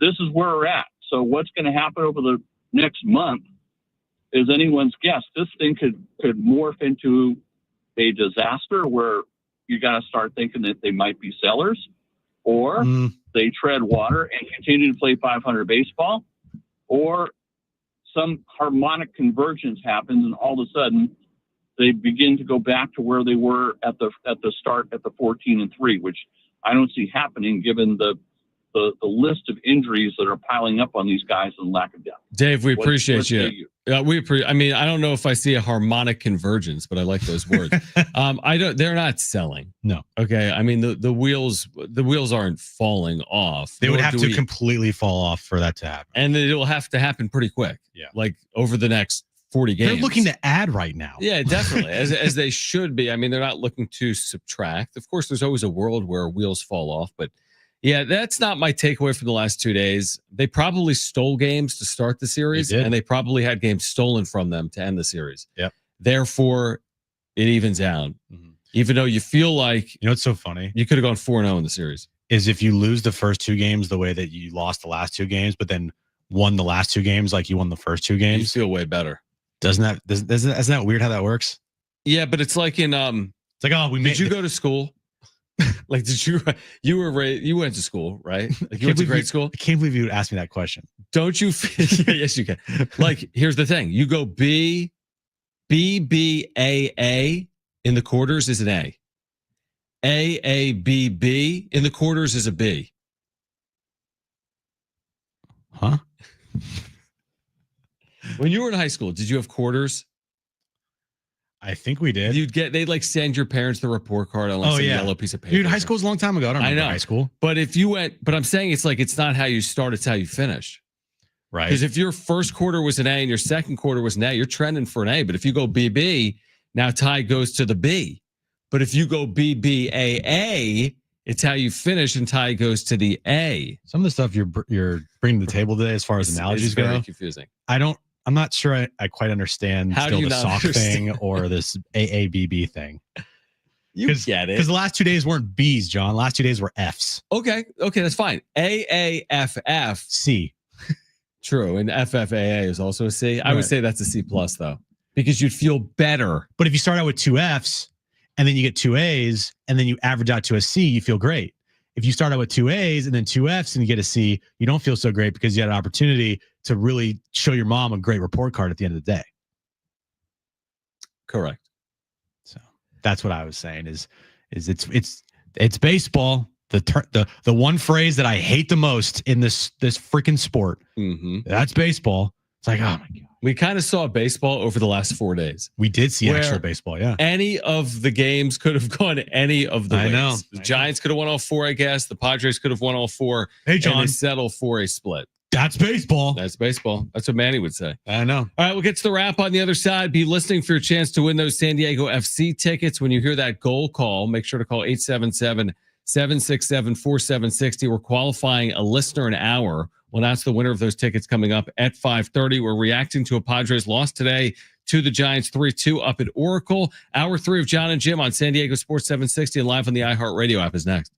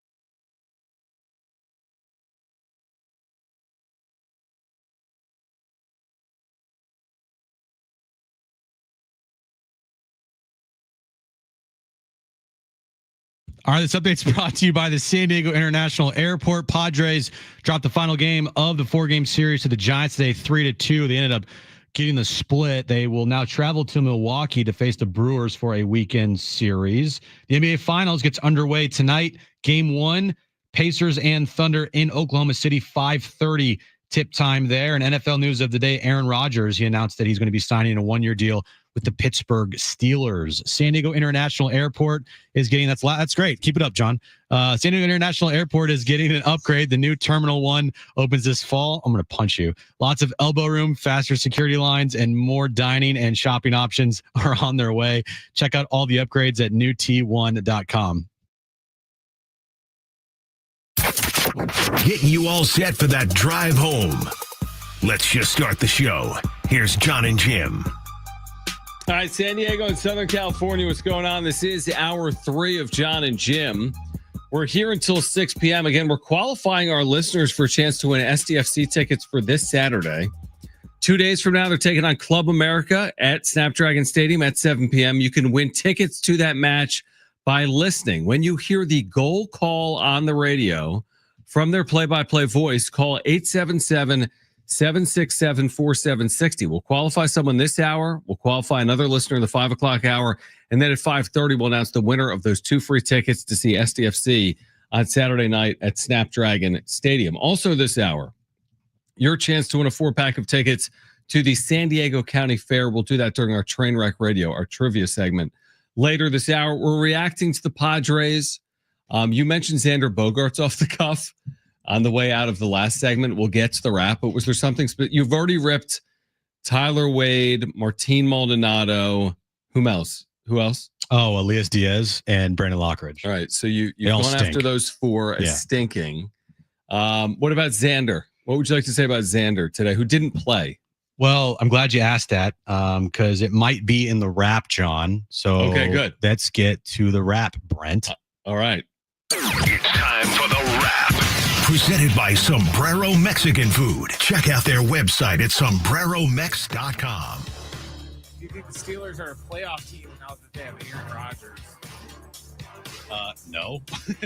By the way, it is so funny. I think it's just so hilarious that the ultimate look at me attention whore in Aaron Rodgers announces today, of all days on social media, he announces today that he's returning to the NFL.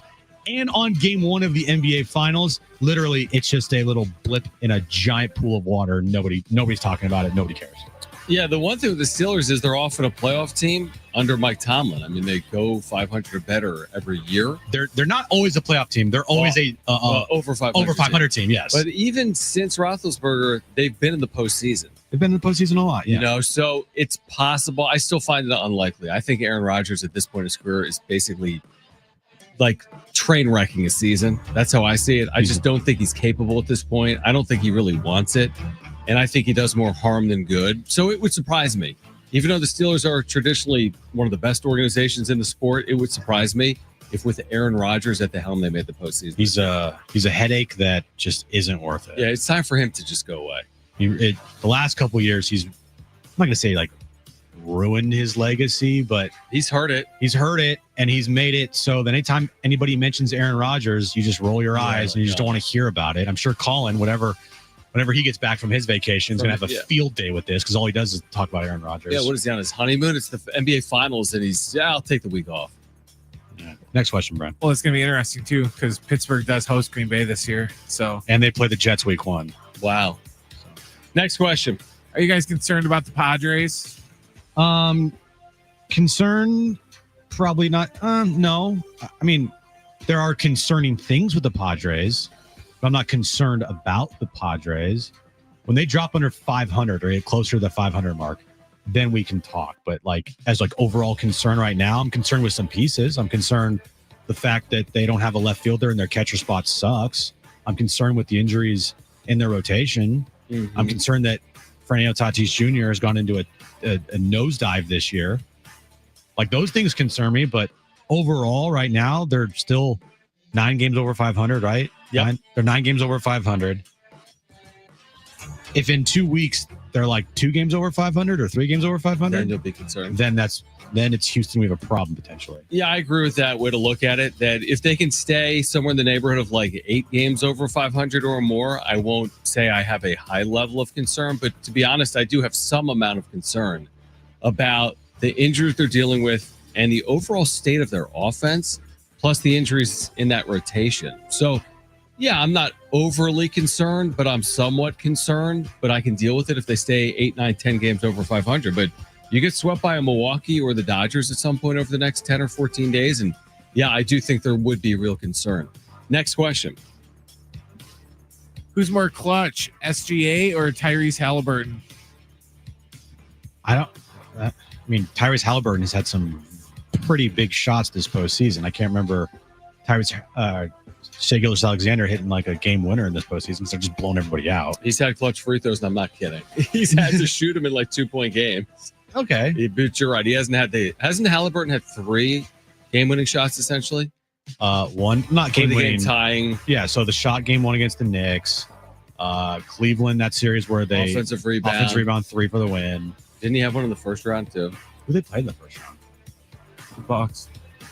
Did he do something special in that Bucks series? Oh yeah, because he did. Because that's when Giannis went out there and got in fight with his dad. And we were watching that game where they blew like the 10-point lead with a minute to play. We're like, how on earth did this happen? So right now, the more clutch player is Tyrese Halliburton. That's not saying who's the better player. He's been more clutch, but the more clutch player who has hit the most clutch shots this postseason so far has been Tyrese Halliburton, not SGA. Yeah, I think he's been terrific. And Shea Gilgeous-Alexander obviously has been terrific, but watching Tyrese Halliburton this postseason, he has been a fun watch. Oh, he really has. Really has, yeah. Next question.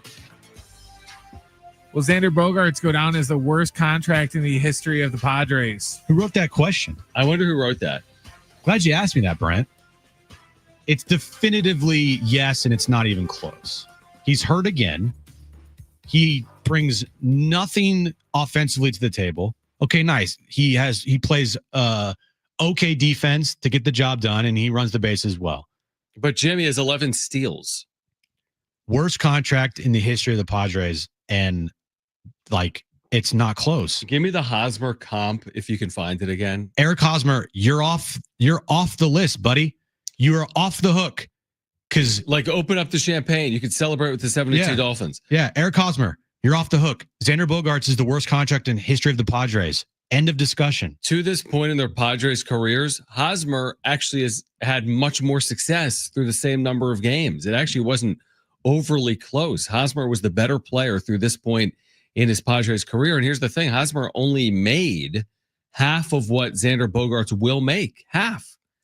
So, this is going to go down. I don't think it's just the worst contract in the history of the Padres. I think it's a historically bad contract. It's not the worst in the history of the sport, but it's one of the worst probably in the history of the sport. Yeah, it's a top 5 worst contract in baseball among history. Position players is probably top 5. Eric Hosmer in his first 324 games in their Padres career, 43 home runs, 166 RBIs, 286 average, 802 OPS, a 115 WRC plus. Xander Bogaerts, 33 home runs, 123 RBIs, 271 average, a 734 OPS, and a 106 WRC plus. Thanks to Nick Lee on Twitter. It's not even close. That tells the story. That Xander's awful, worst contract. Feel bad because he's by all accounts, great, clubhouse guy, and he's very personable. Always talks to the media, very honest. He's not a douche, but I'm sorry, his on-field play has been horrific with the Padres, and he's been a failure of a signing. Dealing with the shoulder right now. He certainly injuries have played a role in his decline, and I just don't. The one issue with a Xander that you wouldn't necessarily say, like some players, you're going to say, okay, they're going to rebound at some point, but I don't feel that way with Xander because he's an aging player that is showing his age. I've seen nothing from him. It's like, oh, he's going to rebound. No, right. There's been at no point over these 3 years. I was in some back and forth. You saw it. You maybe yesterday on social media with someone that telling me it really hasn't been that bad. Like, what are you watching? And that his 2023 was actually good. And I'm like, no, his 2023 will never be seen as good. I'm sorry. And his 2024 was a disaster. And his 2025 is once. So like, when's it going to just click? Why would it click in 2027 if it didn't in 2023? Here's some news for you, John. It never It's will never- click. And I also don't think it's something that, like, I don't think Padres fans will watch Xander Bogaerts in the Padres uniform for the next 8 years. Like, I don't think there's any world in which Xander Bogaerts is wearing a Padres uniform in 6 seasons. In fact, I think that we're closer to the end than people probably realize. Now, it's not a good thing for the organization. They'll owe him money. It's an absolute disaster for the organization. But Kevin talked about this before the start of the year. Kevin Acey's like, internally, they might not say this, but they have begun the process of asking what to do with Xander if he does not put together an all-star caliber year in 2025.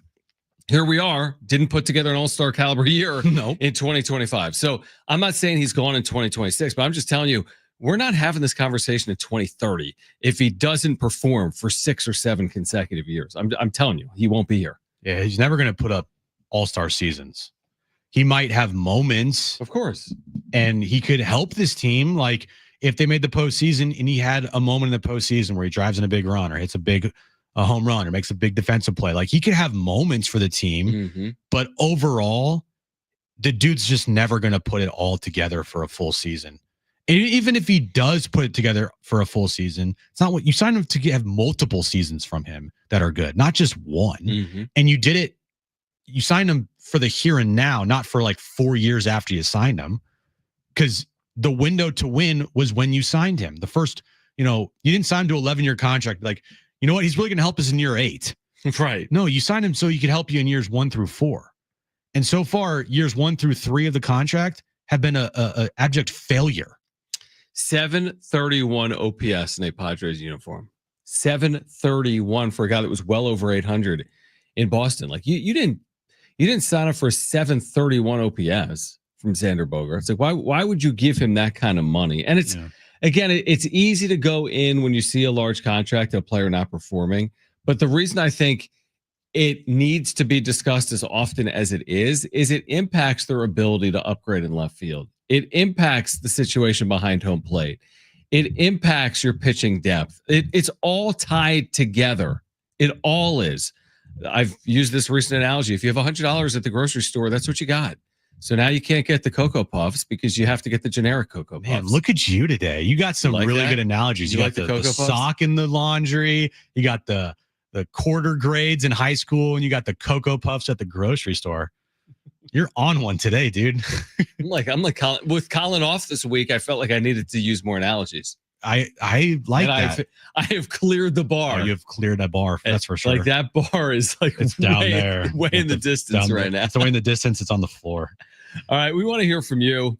877-767-4760 or text us 70470. Started with the word team. That's 70470. Started with the word team. If you missed Mike Schilt earlier, you'll hear that again in the 5 o'clock hour. Later this hour, your chance to win a 4-pack of tickets to the San Diego County Fair as well. We have SDFC tickets. Don't go anywhere. This is John and Jim, San Diego Sports 760, live on the iHeartRadio app.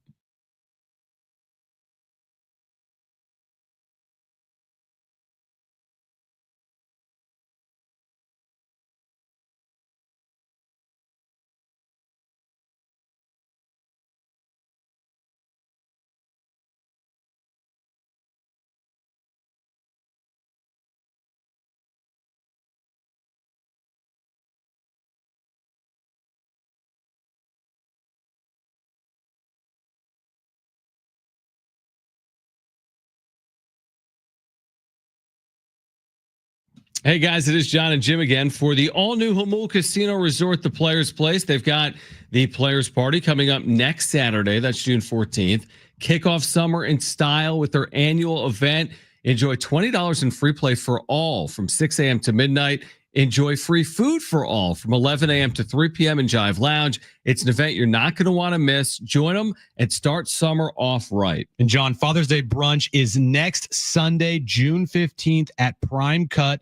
From 10:30 a.m. to 3:30 p.m. Show Dad just how much he means to you with the decadent brunch featuring lobster tails and hand-carved prime rib. Make his day extra special with a meal that he'll love. UFC 316 coming up this Saturday, June 7th at 7 p.m. You can watch it at Tony Gwynn Sports Pub, Loft 94, or their poker room. Plus, catch all the sports action at Tony Gwynn's Sports Pub, where fandom meets fantastic. It's the all-new Jamul Casino Resort, the Players' Place.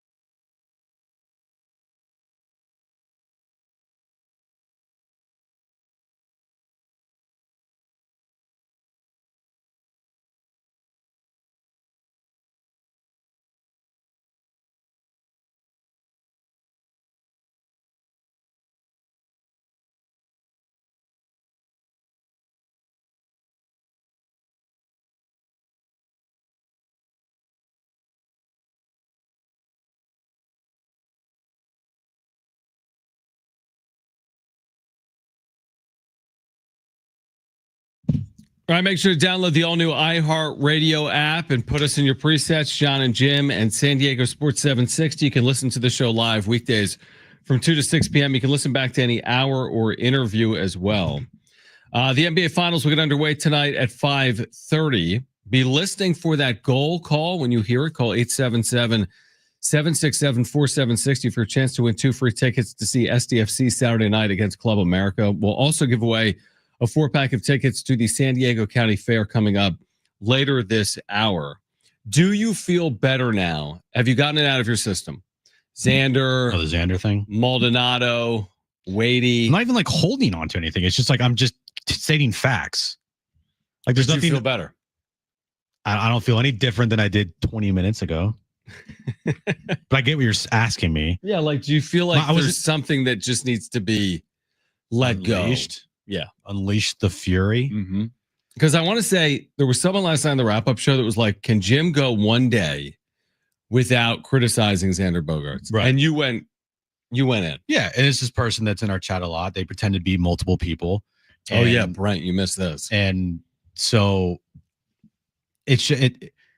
I'm not saying anything that is not factual. Right. It's not personal. It's not personal. Mm-hmm. This is not a personal attack on Xander the human being. This is a personal attack on Xander the baseball player. Yep. And it's completely fair game. You know? Yeah, I agree. Like I'm sorry, the guy makes $26 million a year. He's signed a $280 million contract for 11 years, and the first 3 seasons have been a failure of a signing. Like that's just a fact. And No, I agree. and to your point, which is the point. Not only is he hurting this team on the field, but more importantly, he's hurting this team with, trying to acquire and get better. With him on the team, they were not able to go out and get an outfielder this past offseason to replace Jurickson Profar last year. They're not able to go out and get a catcher. Instead, they got to settle for the 2 worst catchers in the sport. They weren't able to go out and strengthen their bench. They weren't able to go out and get a DH. They got They got lucky with Gavin Sheets so far, but still, these are all flyer deals hoping something sticks, right? Mhm. And that's all because Xander Bogaerts eaten up all this money. They could potentially have signed or start contract negotiations with Michael King. They can't because they got Xander's awful contract on the books. So with his contract, it's more than just being upset about it because he does nothing on the field for you.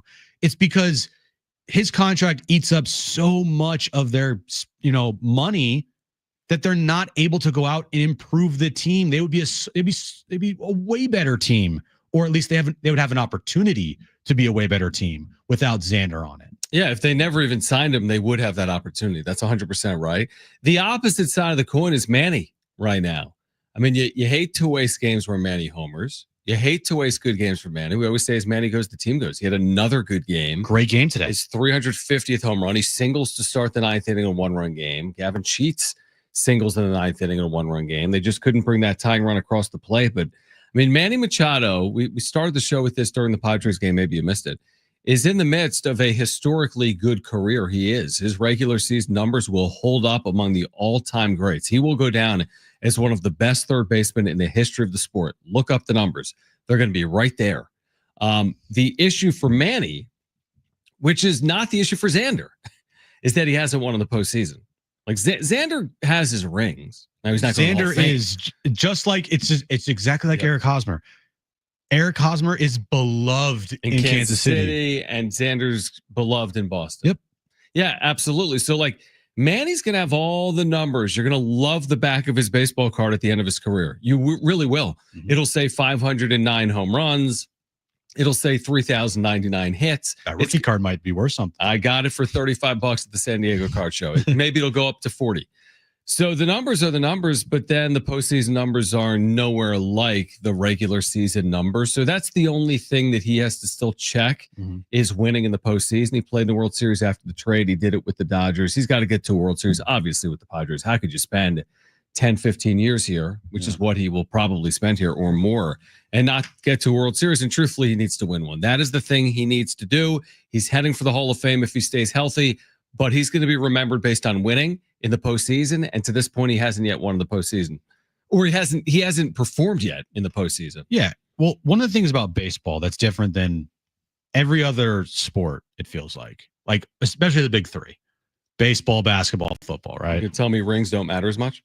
Well, one, yes, they don't matter as much when you're considering a Hall of Fame player. But two, I feel like it's not talked a lot about players' postseason success or failures, especially failures. I would not know what, off the top of my head, I don't know what Tony did in the postseason in his career, but let's just say that it wasn't good. I doubt it. It was good. I know it was good, but I'm just saying, say it wasn't good. Do you think people are going to be like, man, Tony just didn't get done in the postseason? Or they're going to say one of the best hitters in the sport, 3,000 hits. He had a season where he almost hit 400.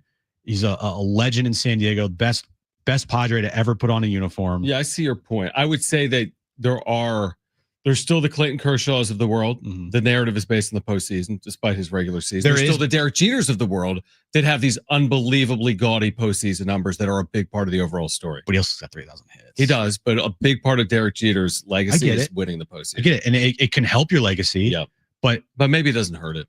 Is Clayton Kershaw not going to be viewed as one of the best pitchers in the sport? He will, but that is I know, agree. I get that's part of the story. But it's just different. Like in basketball, especially, all that's talked about by these dumb talking heads on television is postseason and what you do in the postseason.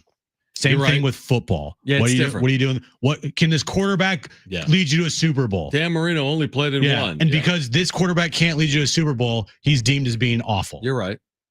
Baseball, it's not like that. Manny can put up another all-star season, which he's well on his way to doing. Put up another season where he gets close to 30 home runs, gets close to 100 RBIs. It's over 300, has an OPS in the 800s. Mm-hmm. Puts together like another just Manny Machado-like season to add to the resume, and then hit 200 in the postseason, and it's not going to be used against him when the Hall of Fame comes calling. Let me ask you this. Can you be the best third baseman ever without winning a World Series? Because his numbers at the end of his career may suggest just based on the numbers, that he's the best third baseman of all time offensively. Well, Would you'd you have to agree with that? You'd have to give me the list of the best third baseman. Well, okay, I'll give you. Okay, so I just went to ESPN and typed it in, and I'll start at number 5 and go to 1. Brooks Robinson with the Orioles, who is a 2-time champion, okay, and an 18-time All-Star. Okay. So, okay, maybe there's more. He was Brooks Robinson is the guy that everyone was trying to compare Manny to when he was in Baltimore. When he was in Baltimore. Yeah. Chipper Jones, who has 1 title. He's was the MVPs. He was a 1-time MVP and an 8-time All-Star. Okay. Eddie Matthews, you're going way back. 12-time All-Star, 2 titles in the 50s and 60s. George Brett with Kansas City, 1 title, 13-time All-Star, 1-time MVP. Mike Schmidt, ESPN lists as the best of all time. 1 title, 12-time All-Star, 3-time MVP. Manny's not in that list. He's not. Manny, at the end of his career, wouldn't be on this list for you if he gets to 515 home runs. Well, the good thing about where Manny's at right now is he's got time. He could get on that. You know what I mean? He could get on that list. Yeah. I don't know if he's going to win an MVP. I think his best shot might have been 2022. I agree, especially with Ohtani just hanging around. Exactly. Yeah. So that might have passed unless he does put together some crazy season. Yeah. And the Padres do finish in like first and the best record in the National League. But yeah, that's gonna be hard. That's gonna be tough. Yeah. Likelihood of that happening is not very high. Mhm. So that might have passed him by, but he could absolutely be a. How many All-Star games has he been to so far? How many All-Star Other appearances? thing we've talked about before. 7, 8. It's something like that. I'm looking right now. He is a 4, 5, 6-time All-Star. Okay, I think he's going to be a 7-time All-Star this year. Yeah, so he gets to 10. He can get to 10. He's got what? 3 Gold Gloves, 2 Gold Gloves. I know he's got a couple with Baltimore, nothing here in San Diego. Right. He's got a Platinum Glove. He's the best third baseman in all of baseball. Oh, I don't even remember that, but yeah, okay. And if he gets 1 World Series ring in his career, regardless of where it's at, it's gonna have to be here in San Diego, probably. Yeah. But like, all right, 10-time All-Star, 3-time Gold Glove, 2-time Gold Glove winner, 1-time World Series winner, 500 home runs, 500 home runs, 3,000 hits. It's probably top 5.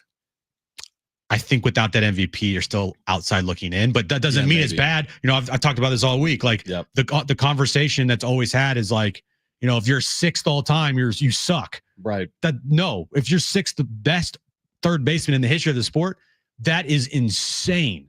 That is an amazing accomplishment. If you do a list or you run down a list of top third basemen in the sport, and the 6th name that you get to is Manny Machado, that's incredible. It is, but you bring up a good point that all these players, actually Eddie Matthews wasn't, but those top 5 I listed, 4 of them won an MVP. 4 of them have an MVP, and Mike Schmidt has 3. You just got to win that MVP to like take you to that next level. Yeah. And not saying Manny couldn't do it, but it just would be difficult.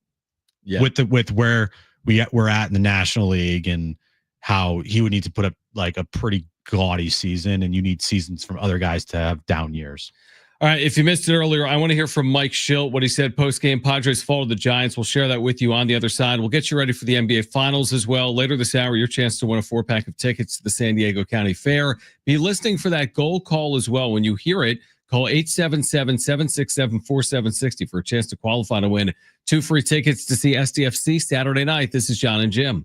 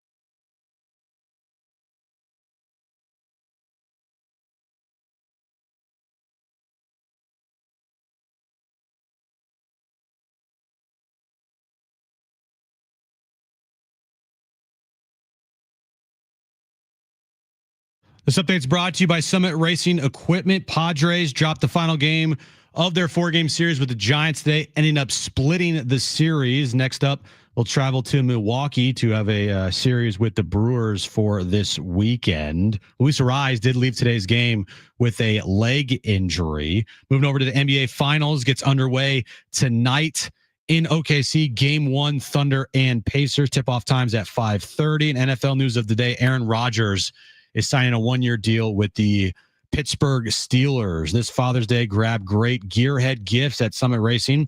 You'll find parts, tools, accessories, apparel, and more, or give the perfect card a Summit Racing gift card. Fast shipping, massive inventory, and expert tech advice all are a click away at summitracing.com.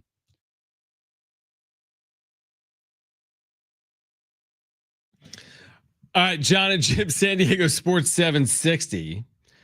You've got a chance to win a 4-pack of tickets to the San Diego County Fair coming up later this hour. Also be listening for that goal call. When you hear a play-by-play goal call from SDFC, call 877-767-4760 for a chance to qualify to win 2 free tickets to see SDFC this Saturday night at Snapdragon Stadium. All right, so Padres fall the Giants 3-2. Mike Shildt spoke about it post-game. If you missed this earlier, we're going to share this from Mike Shildt post-game momentarily. Again, Padres fall 3-2. Dylan Cease left this game after getting hit by a comebacker. Luis Arraez left this game. Xander Bogaerts didn't appear in this game, so there are some injury updates as well for Padres fans. Take a listen. 1-run games. I mean, it was hard fought. The walks hurt us the last 2 days. I mean, not a lot of them, but the ones we gave ended up biting us. The one yesterday that, started off the 2 runs, and then the 2 walks to start the third got us. So ended up scoring. So that was in a tightly contested series. The little things mattered. We did a lot of really, really good things. And, it's easy to harp on what, the walks, but, I thought Dylan battled his tail off to get through 5 and, took a heck of a comebacker, and looks like he's going to be okay to get through 5. And bullpen was fantastic. And, Manny with a 2-run homer.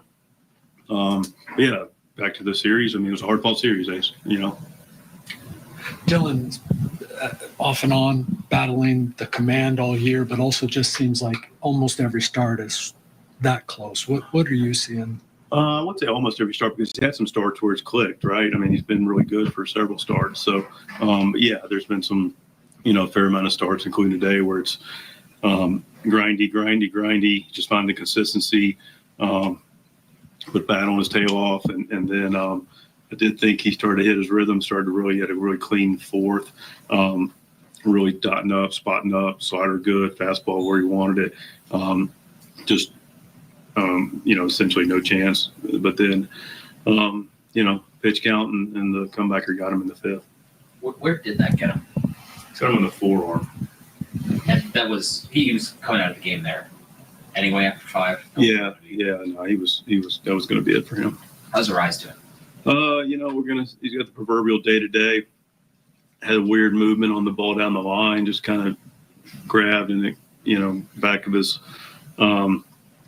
his knee. Again, not overly concerned, but clearly there is concern to some level, and wants to evaluate how he feels moving forward. But we're hopeful just in more of a day-to-day situation, but we'll know more in 24 hours. The ball, when he was running down the line on the grounder? No, it was the ball that went to his left. He made a nice play on in the 4th. And after that, I kind of looked and he saw something and came in. And then when he went to hit, just couldn't get down the line as well as they liked.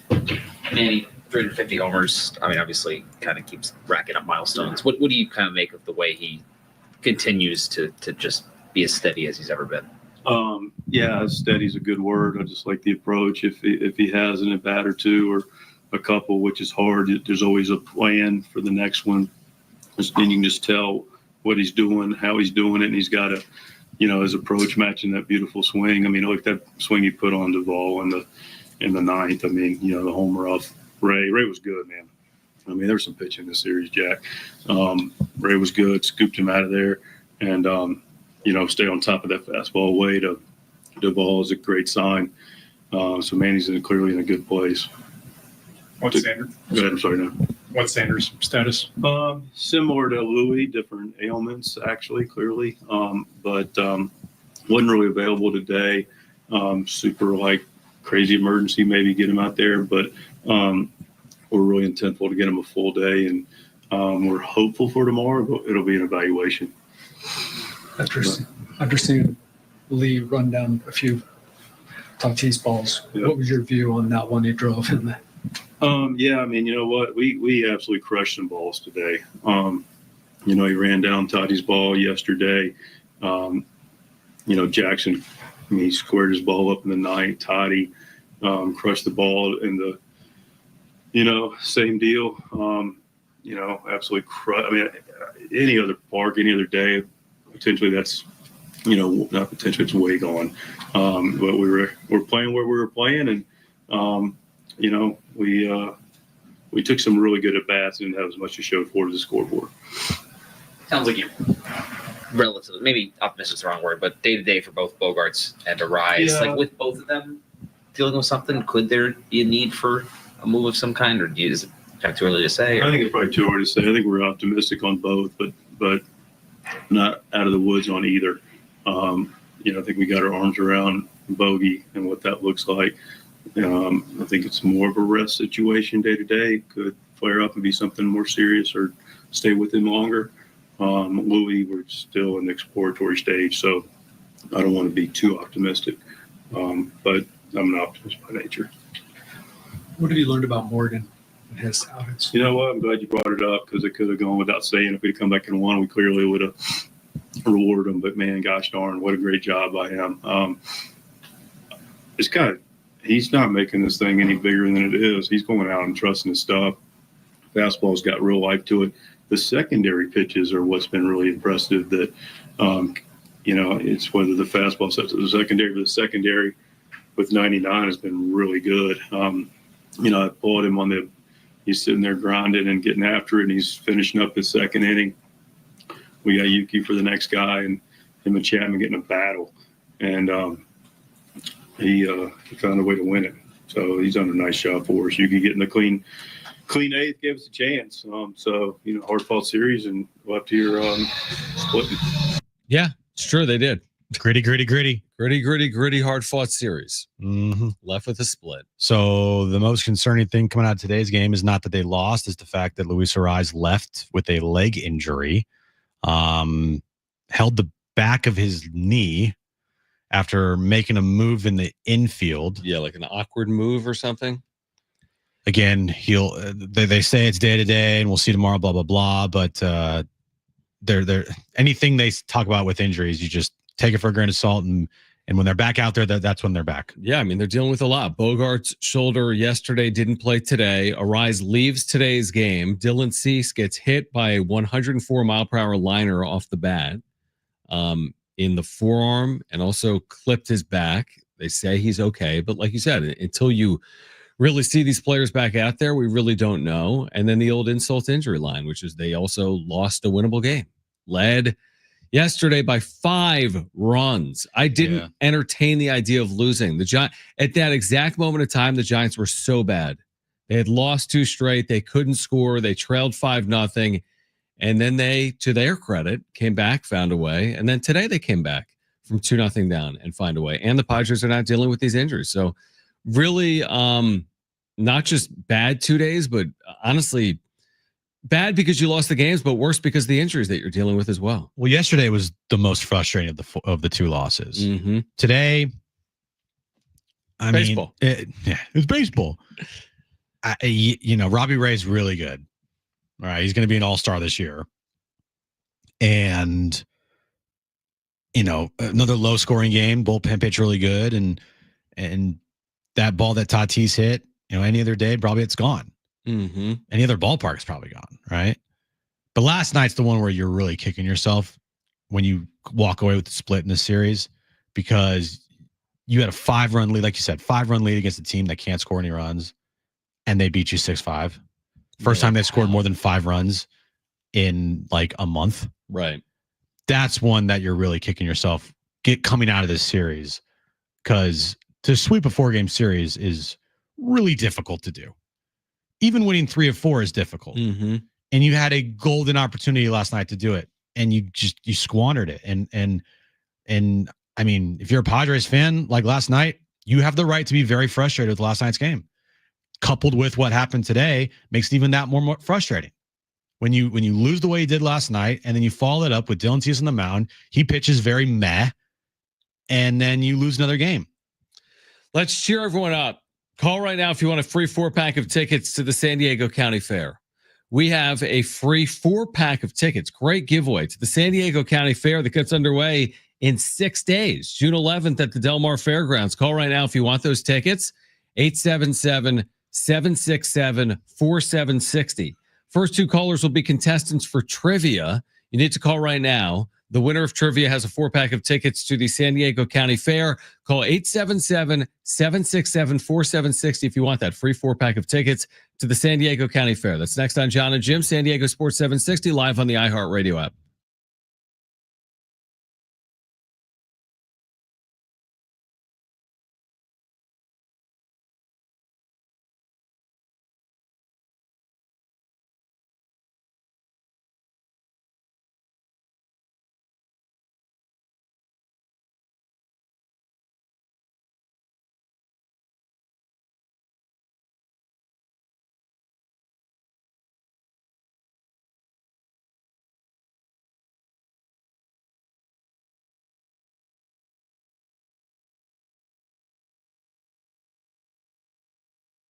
Maxed out on credit cards or struggling with high interest debt, you could pay it all off in days with Loan Pronto's Rapid Equity Loan. Hey guys, it is Schaefer. Get cash out now without touching your low rate first mortgage. No appraisals, no waiting, no BS. The Rapid Equity Loan Program at Loan Pronto is amazing. One Loan Pronto client just got $300,000 approved in under 24 hours, paying off debt, renovating their kitchen, cutting their monthly expenses by $1,800. A huge turnaround. Loan Pronto, instant approvals, low rates, no hard credit pull up front. Listen, your home equity is yours. Use it. Get cash to consolidate your debt down to one easy, low monthly payment. Call Loan Pronto now for a free instant appraisal for your home and see how much cash you can get today. Call now. Start the conversation. 619-207-4336 or loanpronto.com. 619-207-4336. Get debt relief now. Loanpronto.com. Equal housing lender, NMLS 1661781, on approved credit, NMLSconsumeraccess.org.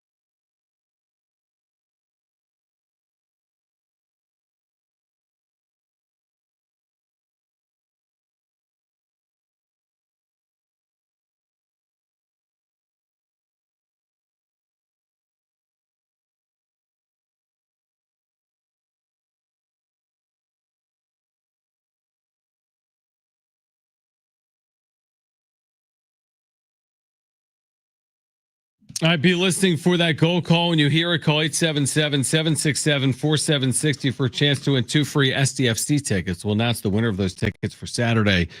Coming up at 5:30, Kevin Acey joins us from Milwaukee, Wisconsin tomorrow, home of the Brewers. Opposed to like Milwaukee, Maryland. If I typed it in, I bet there's another. I don't think there is. Probably true. Kevin will join us tomorrow from Milwaukee for the third time this week. Oh, with maybe updates on the health of this team. Doubtful. He won't have updates on maybe it depends on what time he joins us. Like after Mike Schultz speaking with the media. What time is that game tomorrow? 5 o'clock. 2:05? 5:10. Yeah, 2:05. 5:10.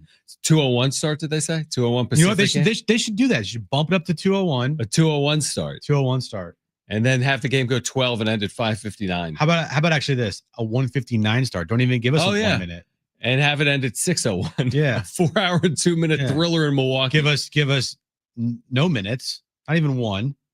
And then they're great. I'm cool with a 5 o'clock start. We'll have plenty of time to get you ready. 5 o'clock start. Beginning at 2 p.m. Kevin Acey will join us tomorrow as well. We'll react to game 1 of the NBA Finals. We'll talk about game 1 on the other side. We're about 40 minutes out from game 1 of the NBA Finals, but we've got a great giveaway here, a 4-pack of tickets to the San Diego County Fair at the Del Mar Fairgrounds. So let's play.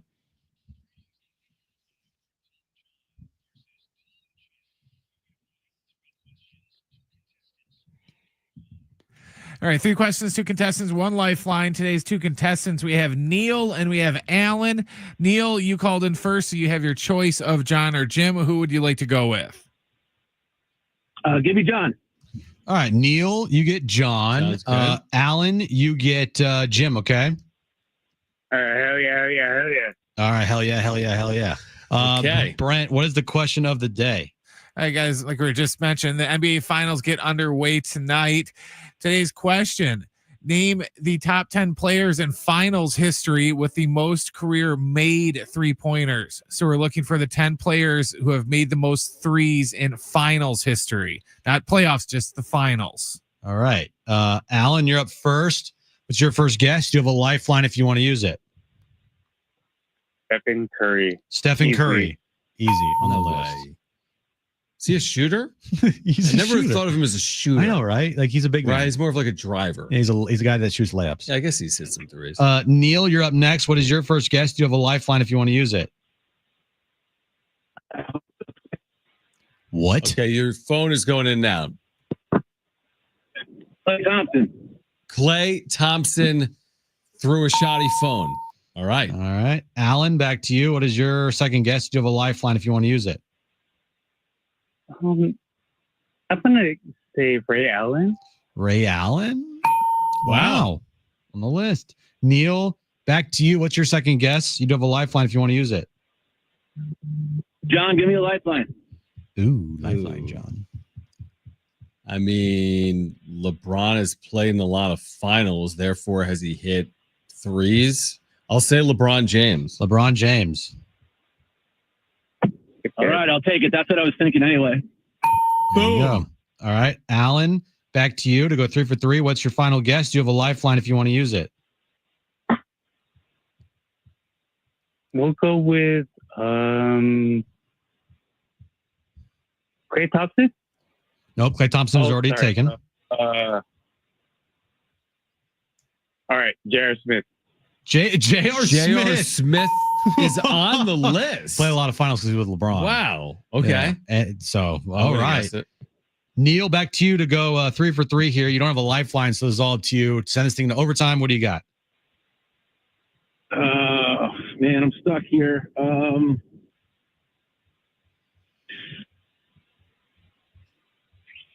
Kyle Korver. Kyle Korver for the tie. No! Allen's the winner. Ball game. Game, Where would set, you have match. gone? Where I would have gone? Yeah. I would have probably gone like Manu Ginobili or something. Manu Ginobili, is he on the I list? don't know. He's 11th. Ah, it's close. That is good. What about What about Kawhi? No, Kawhi's no, not on the list. what about No. Kobe? Oh yeah, there you Yes, go. Kobe's he's 8th, tied for 8th. Stupid idiot, Jim. All right, give us the list. Let's hear the list. All right, Steph's number 1, Clay's number 2, LeBron is 3, Danny Green is tied for 4th with J.R. Smith. Yeah. Then Big Shot Bob, Robert Ory is number yeah. 6. Ray Allen is 7. Kobe and Derek Fisher are tied for 8th. And then Kevin Durant is 10th. Yeah, that makes sense. Yeah, it makes sense. Manu's only one off because he's got a 42 and KD's got 43. You I'm thought an idiot. Manu? He was one off top 10. Do you know anything about basketball? I don't. All right, congratulations, Alan, because you are going to the San Diego County Fair, which gets underway June 11th in 6 days.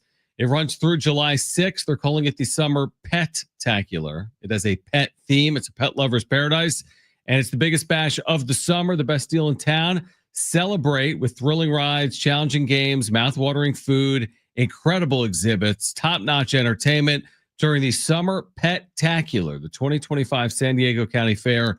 For tickets and info, go to sdfair.com. That's sdfair.com. You excited Will for you the be NBA? the finals? I was going to say, I thought you were going to ask me if I was excited for the fair. No, not the fair. Is that what you're going to ask me? I went last year. It was exciting. Are you going to go to the fair with Aaron? You guys could call it Farron. And wear shirts like Farron Aaron and have a picture of Bentley since it's a pet theme. Boom. You'll thank me later. Do it. She'll want to get married to you. Make a San Diego Fair shirt with Bentley on it that says Farron, YN at the end of it for Aaron, and Bentley with a picture of like San Diego in the background. I have a serious question for you. Okay. Are you okay? No. Why? Just today or in general? Just today. Are you okay? Yeah, I actually feel the best I felt all week. Really? Because we were both like, we're so tired. Yeah. I feel way better in that regard today. Okay. I feel normal today. Because I'm just wondering where all Like these I'm wackadoo. these like wacky analogies and ideas not are an coming from. Well, I mean, it's the Summer Pet-tacular. I know. And Aaron loves pets. Yeah. Boom. Well, Perfect. she loves dogs. 2 birds, 1 stone, or 2 dogs. Two Okay, dogs, what one were you stone. asking me about the finals? Yeah, I'm excited about the finals. Are you Can't wait. But here's the thing, though. After the Thunder win by 30 points tonight, will you still be excited? I don't think the Thunder win by 30 tonight. I think it's a good game. Okay, I do too. Mm-hmm. But just say that if they lose by 12, if tonight it's a close game, but then the Thunder pull Yep. away, they win by 15. Yep. And then when's game 2? Sunday? It's not till Sunday. Oh my gosh. Yeah. Have a longer break between games. You can't. It's only 2 days. Still. Sunday says a 30-point blowout by the Thunder. Well, then I won't feel as great about it. Right. Then you're not excited anymore. But that's 2 games in. I'll be less excited then. Like my excitement level will grow if it turns into a good series. But if by game 3, in Indiana, you're looking up and the Thunder It's lead too by 8 low. with 2 minutes left, you're like, I don't care anymore. And that's then when all the media, not the media, but the ratings people will come out of the woodworks, including myself, because I'll say it. Right. And it will be just a tank fest as far as ratings go.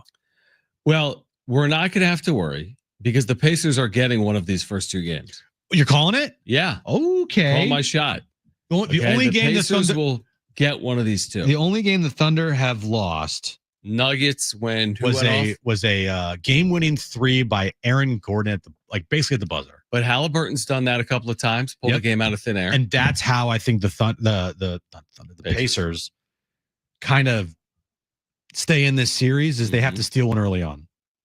They can't go down 3-0 and then steal game 4. It's going to be over. Right. They have to steal one of these first 2 games.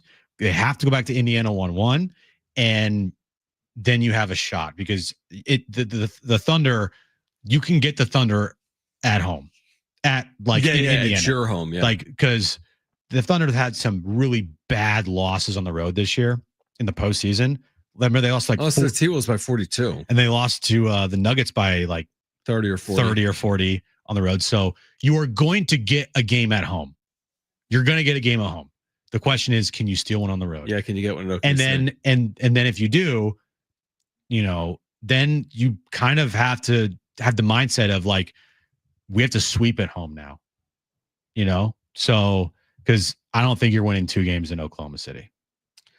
We'll be watching. 5:30 is when it gets underway. We'll discuss more on the other side. Plus, the Padres split against the Giants. They lose last night. They lose today 3-2. They're dealing with injuries as well. We'll react to it all on the other side. Plus, we're going to qualify another listener to go to the SDFC match Saturday against Club America. We'll qualify a listener in the 5 p.m. hour. We'll announce the winner of those 2 free tickets coming up at 5:30. To qualify, call 877-767-4760. The next time you hear that goal call from their play-by-play voice, Adrian Garcia Marquez. But hour 4 of John and Jim is next on San Diego Sports 760 and live on the iHeartRadio app.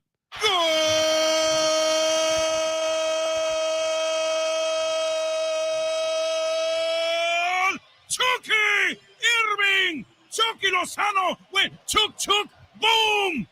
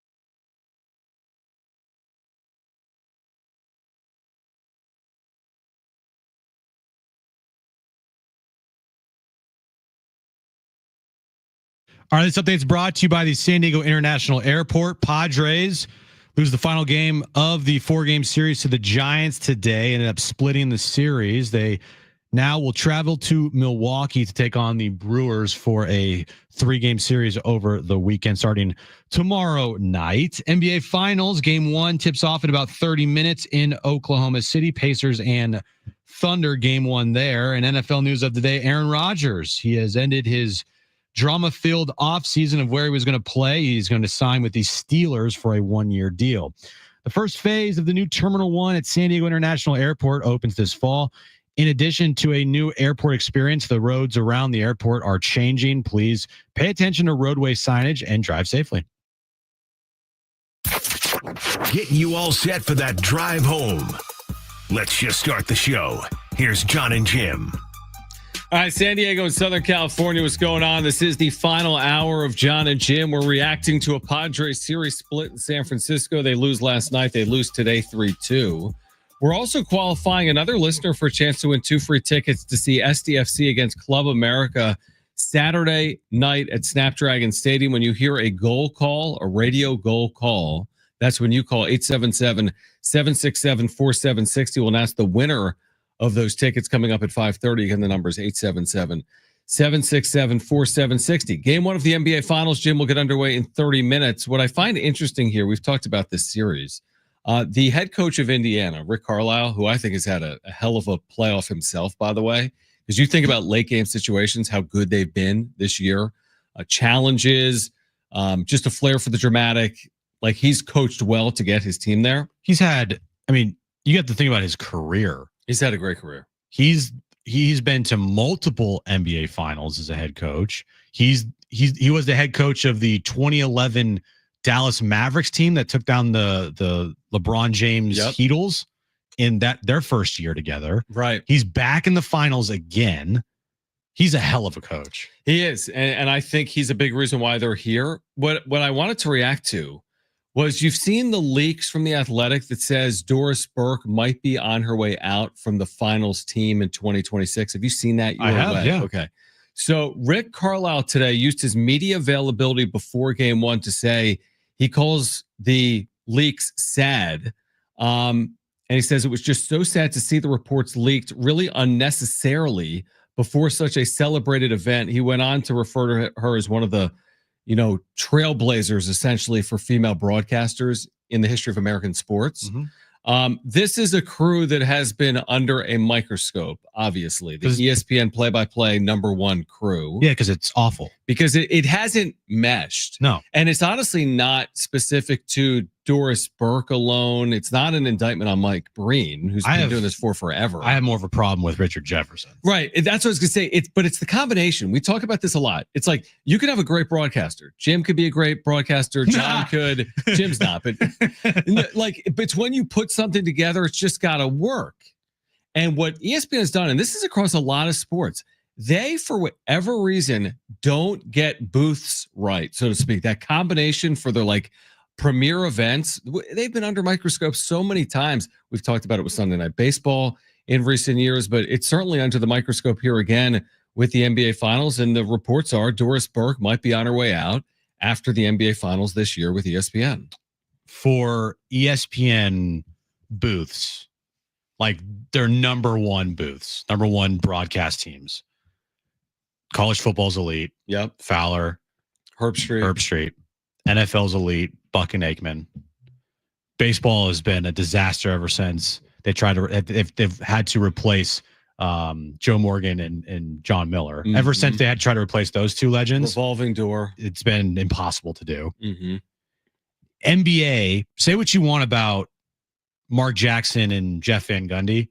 For whatever reason, like that crew that worked. Yeah, see, there's a good example where you put it together and it just works. And now at times they were annoying, and it was definitely. it was like, Jeff, shut up! Like, stop complaining about the most the dumbest things ever.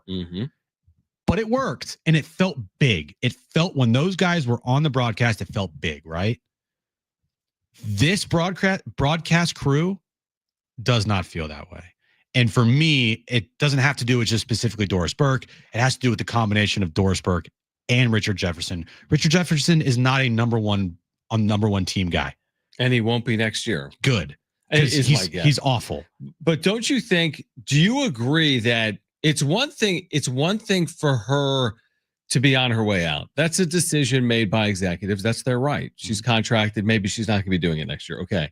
Would you agree that I'm saying Bush League. What Rick Carlisle is taking exception to is the report from Andrew Marchand at The Athletic that he would release that information prior to such a marquee event. Is that outside the realm of what a reporter should be doing? I would say no. If he has the information, it is a high profile. That's his job. He does sports reporting on the broadcasting side. If he's got that information, I would say it's within his right to report that information. So here's my case for why it's okay and why if I was a reporter, I'd probably do the same thing. Because you have a story. All right. This is not like a personal attack on Doris Burke. He's just saying that after this year, there's a distinct possibility she won't be back. When is a story like that going to get the most clicks? Before game 1 of the NBA Finals? Or in the summer? Or 3 weeks from now? Yeah. And also, if he doesn't break that news, someone else will. It's the NBA. Right. Now, Doris Burke, say what you want about her on the broadcast crew. I thought that when she was the sideline reporter, it was she was phenomenal. Yeah, that's her at her best. That is her 100% at her best. And if she does fill in or she does do the number 2 role in a broadcast, it's good. Mm-hmm. But when you're talking about the NBA Finals, Doris Burke and Richard Jefferson do not mix at all. Mike Breen, he's elite. When Mike Breen's on the call, it feels like a big game. Yeah. But when you got Richard Jefferson saying some dumb stuff every 2 seconds, and you got Doris Burke, like, I'm like, what? It just does not work. Now, what would work? I mean, I know they got rid of Mark Jackson. They let him go. And they tried how about this? How about you find a 2-man booth? Why do we always have to do 3-man? Or 3 people? Right. Yeah, I don't know what they're going to do. Mike Breen will be back, but the quote from Carlisle, by the way, is she has changed the game for women in broadcasting. It was just so sad to see these reports leak. That's what Rick Carlisle had to say before game 1. What do you got, Brent? I was going to say it's John's been all about the analogies today. Yes. It's building the right broadcast team is almost like making a sandwich, to where it's like, analogies. We're full of them today. Reggie Miller and Kevin Harlan are like peanut butter and jelly. It's a great combination. Everybody loves it. But whenever somebody lets ESPN make the sandwich, they give you like sardines and sauerkraut and go, here we go. This is a terrific sandwich. And everyone's like, this sandwich sucks. Yeah, they F it up. And by the way, back to like Harlan and Miller, even they did this in the Eastern Conference Finals. I like Stan Van Gundy, but why do we have 3-man teams? I like that crew, honestly. I do too. I'm okay with it. I like it. Yeah, I'm with you. It's got to be the right combination. Yeah. You have to have the right combination, which ESPN doesn't have. By the way, Andrew Marchand reported that one of the primary candidates to replace her would be Tim Legler, veteran broadcaster with ESPN. He's been with them for 20 years, right? He's seen with Scott Van Pelt. He's been covering the NBA for the better part of 20 years after his playing career. Okay, that's fine. I don't know. I mean, they have Mike Breen. That's the important part of the equation. From there, you got to get it right around him. But yeah, I don't know. I don't know what I'm really saying other than this crew hasn't worked out well. So I would understand ESPN trying to make a change with it. And a part of broadcasting is, I mean, this is part of it. Like, this is big business.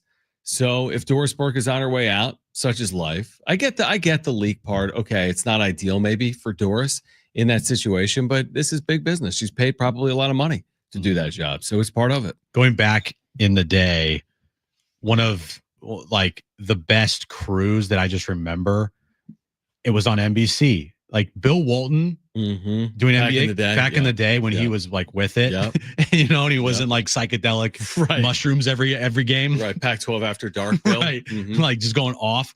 Talking about bridges or whatever. Yeah. It was not Bob Costas, but it was not Harlan. It was who was he with? I'm blanking here. Who's the main person on NBC? Marv Albert. Oh yeah. Marv Albert, so good. And Bill Walton. Mm-hmm. Oh my gosh, that was so good. Him and Mike Fratello. Mike, yep. Yeah, he was good. Yep, yeah. Absolutely. It's important. I mean, it is. It's important to get it right. I mean, you're spending so much on the rights. Mm-hmm. There are hundreds and hundreds of millions of dollars in each year, football, college football, NBA. You got to get the crew right. I mean, these things are so visible. There's going to be 10 plus million people watching tonight, for example. Probably less. Maybe because it's Oklahoma City and Indiana. But the point is, you want to make it seem like it's a marquee event, that it stands alone or separates from other games. And I think Mike Breen has the ability to do that. I think this crew is fine. I don't think it's like some complete failure, but I just don't think it's elite either. I think if it was just Breen and Burke, It would be better. It'd be way better. Yeah. And the Richard Jefferson part is the part of the equation that, like Brent said, is like sauerkraut on a peanut butter and jelly sandwich. Mm-hmm. It does not mix. You're going to listen. I mean, just like listen to the broadcast tonight. He is going to annoy the hell out of you because he is awful on the broadcast. If they replaced Richard Jefferson with Tim Legler, I think that would work. I think a Breen, Legler, Doris Burke combination, I think that would work really well. Mm-hmm. Or if you wanted to go back to two-man or two-person, right, then have Burke sideline, Breen, and Legler. I think that would also work very well too.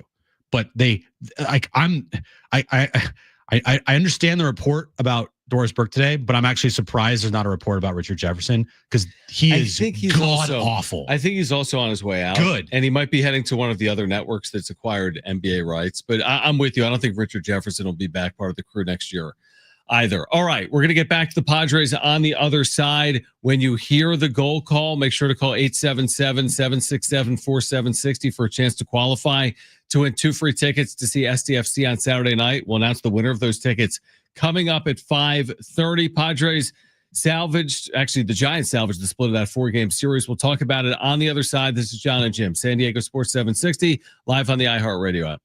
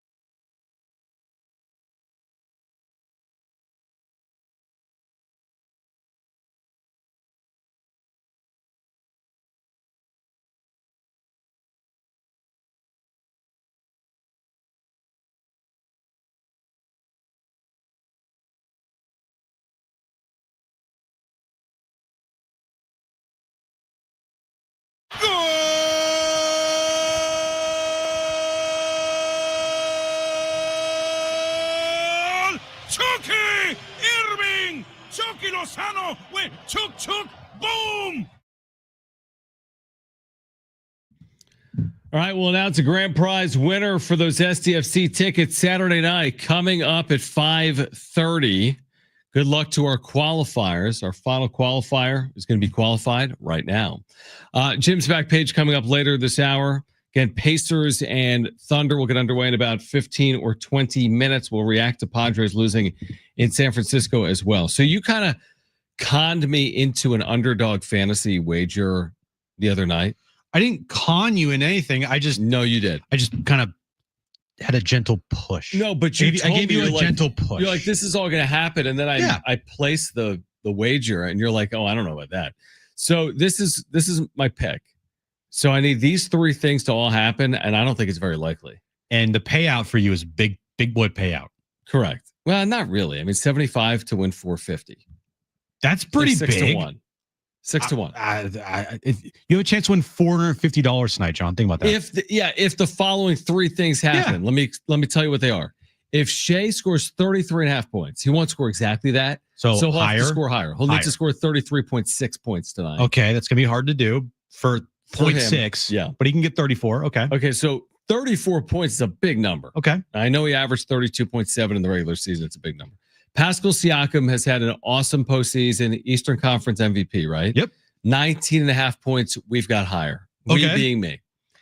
Tyrese Halliburton, I considered higher than 17.5 points. We ultimately settled on 31.5 points plus rebounds plus assists. He's averaging like 10 or 11 assists this postseason. There ain't no one he has 11 or more assists this postseason. He's been a great assist man this postseason. So he needs 31.5 points plus rebounds plus assists. That's a horrible bet. Why would you do that? Because you told me to. You idiot. Now, here's the thing. If I win, I'll give you credit but no money. If I lose, I'm going to come after you and be like, why did you tell me to bet this? What if you lose by like 1 point? Yeah. Like then I'm going to scream at you. Like Shea has 40 tonight. Tyrese Halliburton has like 20, 12, and 8. And then Pascal Siakam is like scores 15 points. Oh, how about it's 19? He's at the free throw line late, like icing it, and he misses both. Like he needs one to put me over, and he misses 2. Well, don't worry, because that's not going to hit because that's an awful bet. You're such an idiot. I hate you. Why would anybody listen to me for that bet? That's awful. You bet $75 on that? Stupid. Well, it was kind of like, I feel like it was underdog money. It was just like in there. Just money you had. Just do like, it. I just had to do it. But you're right. I did give you the like here, drink this potion. And it's really like poison. And you're like, no, I'm not going to do that. It's like, no, it tastes good. Trust me. And you drink it and you're dead. All right. So I hope not. Padres will be in Milwaukee tomorrow. The Brewers, I think, are 9-1 in their last 10. Is that good, John? 9-1 in their last 10. Padres dealing with injuries, coming off back-to-back losses. It does not start. Like, listen, you just lost with Pivetta and Cease, Jim. Those are your 2 losses. To a Giants team that can't score runs. Right. So you lost with Pivetta and Cease. Now we get to see the Vasquezes and the Koliks and the Bergies, Ryan Bergerts of the world. So they lost with Pivetta and Cease, and now they go to Milwaukee where we're not going to see Pivetta. We're not going to see Cease. We're not going to see Darvish. We're not going to see King. We're not going to see Musgrove. So I think this is a daunting test for the Padres this weekend. I hope they show up, and I hope offensively they start looking like the team that we saw to start the year. That's what I hope for. I want to see more consistency, 10 plus hits in a game, 5 runs. I mean, they're going to a building where you got to be able to score runs, right? Indoor environment. They got to break out of this offensive funk. Maybe they've done it a little bit over the last couple of days, but they only scored 2 runs today. So I can't be fully convinced that they've broke out of their offensive funk. And Toddy, who had the 3 hits yesterday, went back to 0 for 4 today. I know he hit a ball well to center field. So I need to see it offensively this weekend. You need to back Vasquez, Kolick, and Bergert, and that's all on the offense for me. Now, starting on Monday, okay, you do face the Dodgers. And that's when you get Pivetta and Cease. Pivetta, Cease, and Vasquez. Mm-hmm. All right. But, yeah, it's going to be a tough series this weekend. Yeah, isn't that a tough series? Tough series. Vasquez, Kolick, Bergie on the mound for you. Mm-hmm. This is where the loss of King and Darvish are going to potentially rear their ugly head. Hopefully it doesn't. But hey, offense, why don't you score some runs? Mm-hmm. You know, you haven't been able to score runs of late. Like, go score some runs. You know, you scored some runs against Milwaukee and Pittsburgh, but you weren't able to hold some leads, and that sucked. And then this series against the Giants. Now, the Giants have good pitching, like really good pitching. Good. Mm-hmm. You know, so it was the runs were at a premium here. But when you did score runs yesterday, you couldn't hold that. Can you do that this series if you score 5-6 runs? Can you hold that? Well, you're going to have a rested bullpen thanks to the bullpen today because Adam and Suarez and Estrada, those guys are ready to go for tomorrow night and for this series. So hopefully that helps you out here. But yeah, you're going to have to put some runs on the board. Milwaukee's been hot. It's not going to be easy, especially with who you're throwing out there. And it has a potential this weekend to not look pretty. I mean, look at it this way too. Yeah, Vasquez, Kolick, Berger. The Brewers are throwing 2 pitchers with a sub-3 ERA. Chad Patrick tomorrow, Jose Quintana on Saturday. So 2 pitchers with a sub-3 ERA against a Padres really lackluster offense. And I don't know how else to put it. I really don't. I mean, I think we'd be doing a disservice to say that the offense has turned some corner or, okay, maybe a little bit, right? To 5 runs yesterday, or Manny's been really good and Cheats has been really good. But I'm talking about collectively. I'm talking about 1 through 9. I want to see back-to-back games or 3 consecutive games where they can score 6 or 7 runs. I don't feel like that's asking for too much. And we've seen this team struggle to score a run over the last 3 weeks. Well, that would mean guys like Tatis would need to get going. Now, yes, the injury bug has struck again with Luis Ariz. It's up in the air. Leaving a game holding your knee the way he did, I'd be surprised if you see him this weekend. Xander, I think we are going to see him this weekend towards the end of the weekend. But again, I wouldn't be surprised if you don't see him. And even if he's in the lineup, who cares? Guy stinks anyway. But still, now other guys are being put in the lineup like Tyler Wade, Jose Iglesias, who I think would be a better option offensively than Xander Bogaerts. But still, you're running thin right now. And you already have major problems in left. And you got major problems at catcher. So starting tomorrow, lineup's going to look very different without Luis Ariz in it. And Xander Bogaerts. You know, you're probably going to have a lineup that looks like Tatis. Who's hitting second for you? Sheets, Manny, Merrill. Right. You can see Tyler Wade. You can see Jose Iglesias, which is fine. Yeah, maybe Jose Iglesias hit second because you want to keep Gavin Sheets hitting 5th. Mm-hmm. But still, it's going to look different, and your bench is now thin, especially if you're not going to put these guys on the IL. Now you're down 2. Yeah, if they are in fact down 2, yeah. I mean, that's more challenging, obviously, to overcome. All right, NBA Finals Game 1 will get underway in 10 minutes and 41 seconds. Oh, nice. So we will keep you updated on that. Plus, we'll announce the winner of those 2 free tickets to see SDFC Saturday night. We'll do that on the other side. Plus, what is wrong with Dylan Cease and Jim's back page? Stay with us on John and Jim, San Diego Sports 760, live on the iHeartRadio app.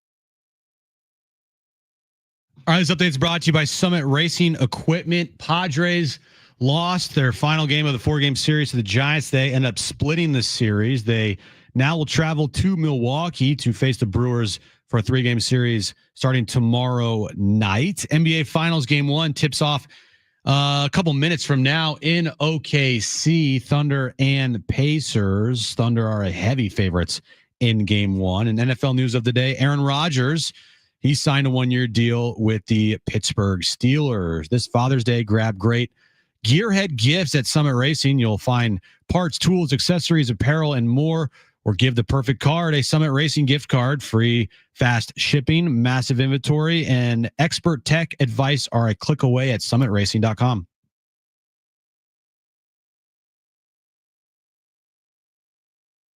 All right, John and Jim, San Diego Sports 760. We have a grand prize winner of 2 free tickets to see San Diego FC take on Club America Saturday at Snapdragon. Tickets are available for this match at SanDiegoFC.com. It will not be televised. The only way to watch will be in person. The only way to listen will be right here on San Diego Sports 760. Let's get a drum roll and announce our winner of 2 free tickets.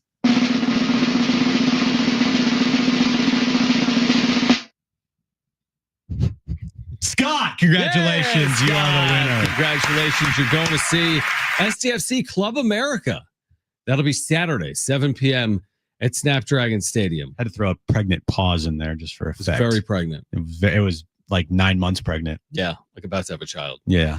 By the way, Oklahoma City, which is hosting Game 1, is a little bit the center of the sports universe this week. Why do I say that? The College World Series there, right? The softball World Series. Yeah. How about this? The softball World Series Game 1 of the championship series had the same viewership as Game 1 of the Stanley Cup. Close. 2.11 million for Game 1 of the College World Series softball and 2.4 million for Game 1 of the Stanley Cup, which I think was on TNT.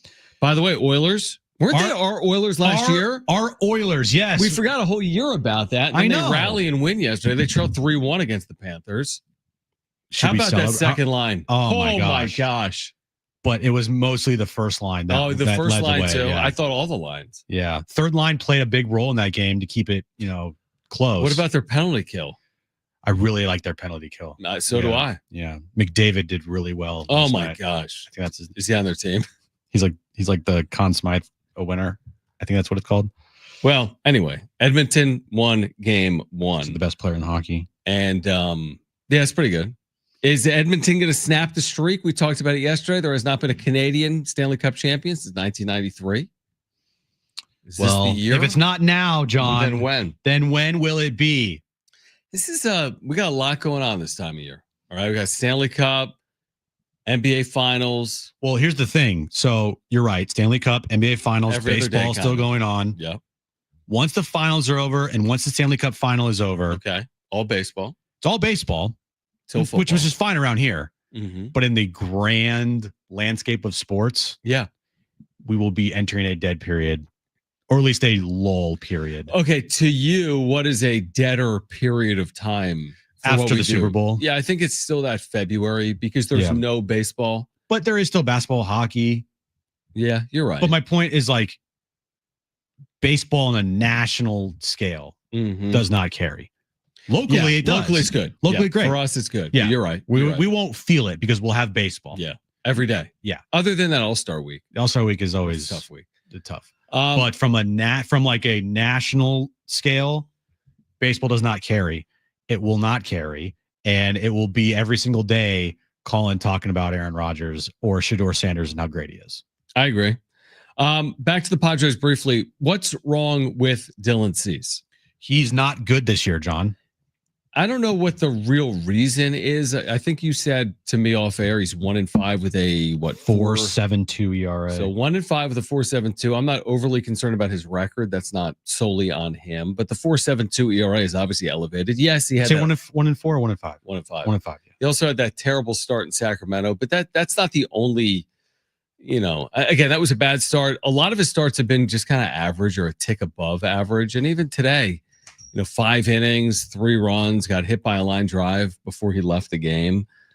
He's about to be a free agent. A lot of people believe he's going to be the highest paid pitcher this offseason, could make a couple $100 million, but he has not, I don't know, put it together for whatever reason this year. There's still a lot of time, and they will absolutely need him, Jim. I mean, if he finishes the year with a 4.72 ERA, the Padres do not reach their ceiling or anywhere close to their ceiling, would be my guess. He's got a 1.3 whip. That's just not good. He's pitched 68 and 2/3, given up 66 hits in that time frame there. Mm-hmm. He's walked 24, so that's 90 base runners in 68 and 2/3. My math is correct. I doubt it is, but yeah. Probably not. 66 plus 24 is what, John? 90. Okay, that was What'd right. you say? Did you say 90? I said 90. I wasn't listening. The record is what it is, but his ERA, not good, 4.72. Yeah, I mean, I'm not like a pitching coach to like break down his arm slot or anything. Yeah, but he hasn't had the same command. But if the command is a problem, yeah. All right, he's getting hit way too hard compared to last year. He hasn't had one outing this season where he's left the game with a 0 spot left on the board for the other team. So no scoreless outings. No scoreless outings. Not one. Do you think there'll still be a stretch in there where he makes 6 consecutive darn good starts? Like I hope so. 6 innings or more. Not 6 runs or more. That'd be bad. 6 innings or more, 2 runs or less in all 6 of those starts. Because he did that last year. Will he have 6 consecutive starts allowing 2 runs or less? All right. So this time last year, June 5th, he had a 3.51 ERA. Which is a run and a quarter better. Mm-hmm. And then when you're looking at his like crazy run that he went on last year, started in July. Started in July? Started in July. Okay. So this is the run that he went on, which was just insane. July 7th, I'll say it started on July 7th. 7 innings, 3 earned runs. Then 6 innings, no earned runs. 7 innings, no earned runs. Then the no-hitter. 5 2/3, 1 earned run. And then August 6th, he only threw 1 inning. It was a rain situation. Oh, yeah, rain. That's right. You were away in Italy. And then I was. And then to end the season, 6 innings, no earned runs. 8 and 1/3 innings, no earned runs. And then 5 innings, 3 earned runs. But that's what I'm looking for. Yeah, I am too. That like, are we asking for too much? I would say no. He did it last year. So he had 1, 2, 3, 4, 5, 6, 7, 8 outings last year. 8 scoreless outings last year. 8. And he, how many starts did he make last season? What, 31, maybe 30? I think he made 32. 3 was it?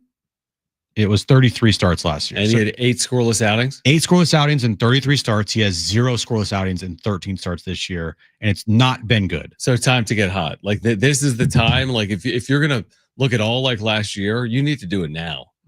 Because you're not halfway through the year, but if he makes 31 starts, I know he made 33 last year, to your point, but let's say he makes 31-ish starts.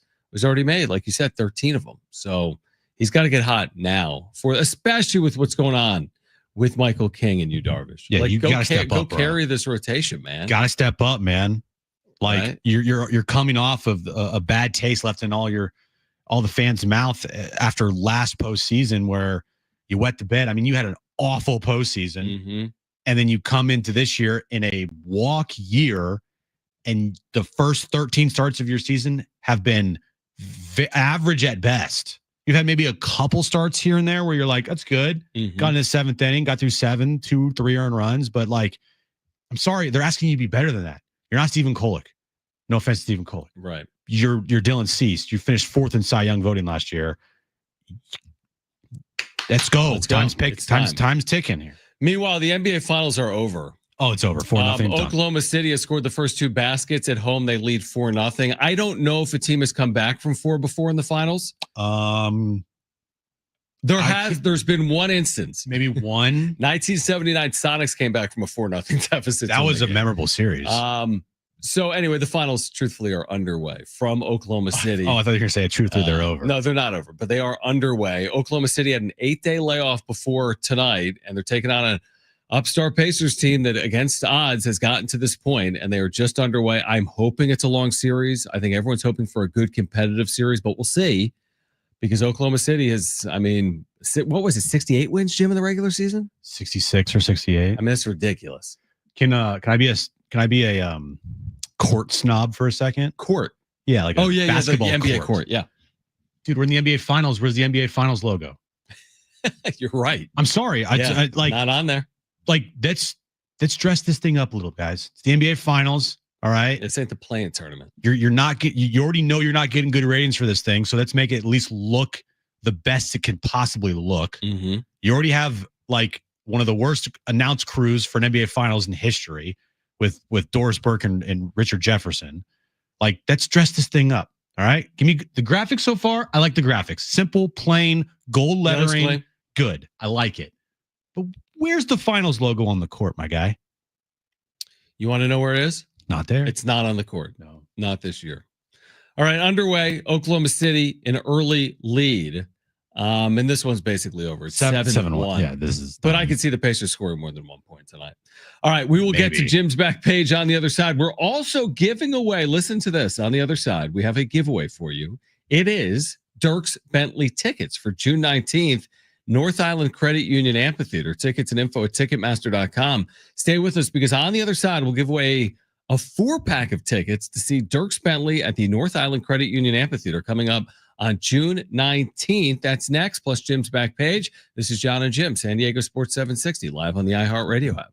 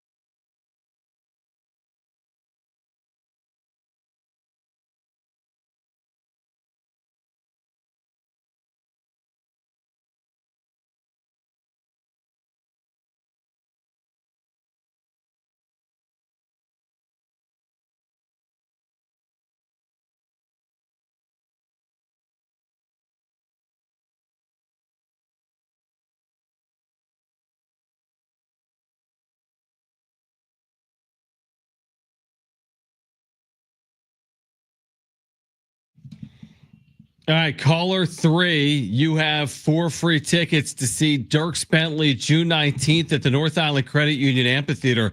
It's a 4-pack of tickets. Call now. 877-767-4760. What did I say, caller 3 or caller 5? 3. What caller 35?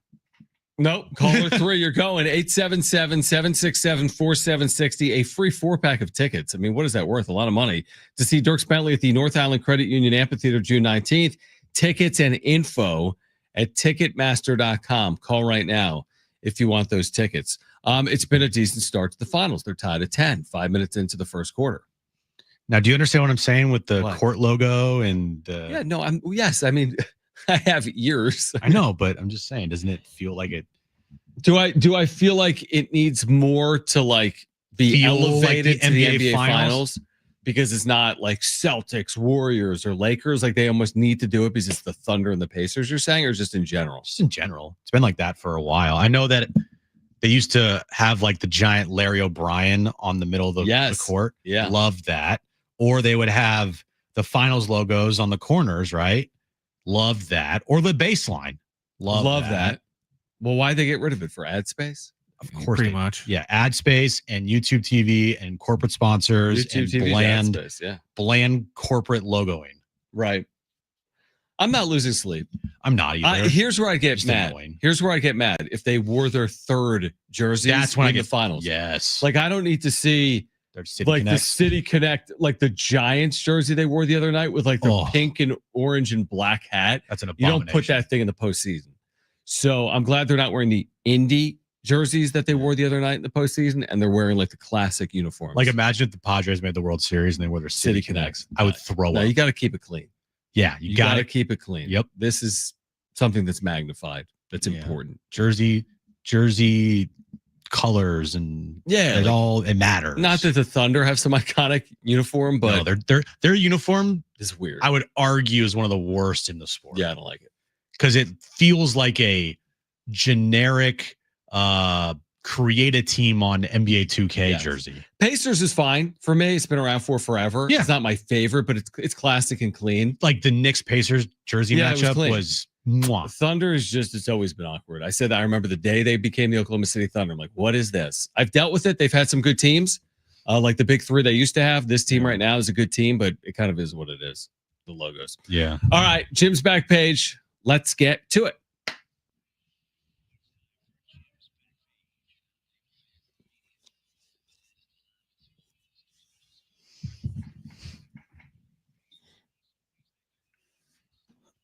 So you dropped $75 on this game, which now you're gonna start. Now you're gonna like intently watch this. I'm intently watching this thing. I mean, yeah, I got an underdog play. Yeah, could have bought cards with that. Right. Good point. Oh man, you could have. Yep.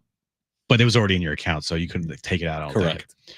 Well, anyway, Fanatics Sportsbook says that Jay-Z has placed a $1 million bet on the Oklahoma City Thunder to beat the Pacers in the finals in exactly 5 games at plus 230 odds. So $1 million to win 2.3 million. Yep, a win would yield 2.3 million.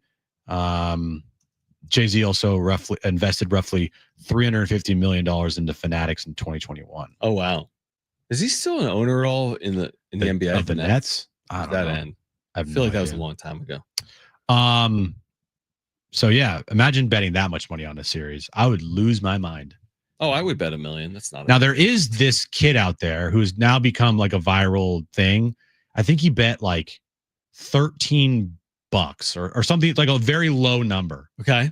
On all of these things to hit in a sports calendar year, which was the Dodgers win the World Series, the Thunder to win the NBA Finals. Oilers or Panthers? The Oilers to win the NHL Stanley Cup. And then Padres. The other one was, what was the other one?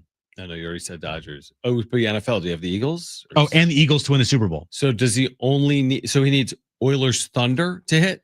If the Oilers and Thunder both win, he will have completed his bet. I think it was like $13 pays out to $250,000.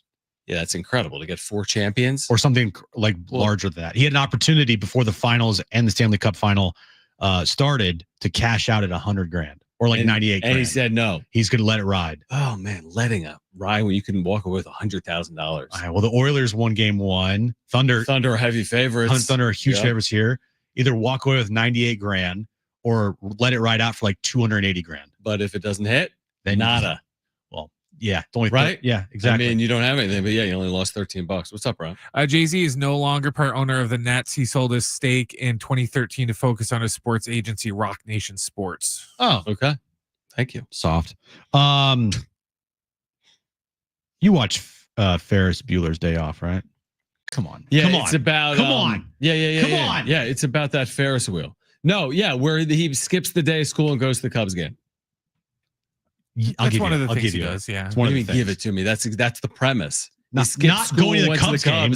and then he was at the Cubs game and they won 3-2. Well, we are. I think it's the anniversary of Ferris Bueller's Day Off. By the way, Like today. June 5th. Okay. And the iconic vest worn in Ferris Bueller's Day Off is now up for auction, John.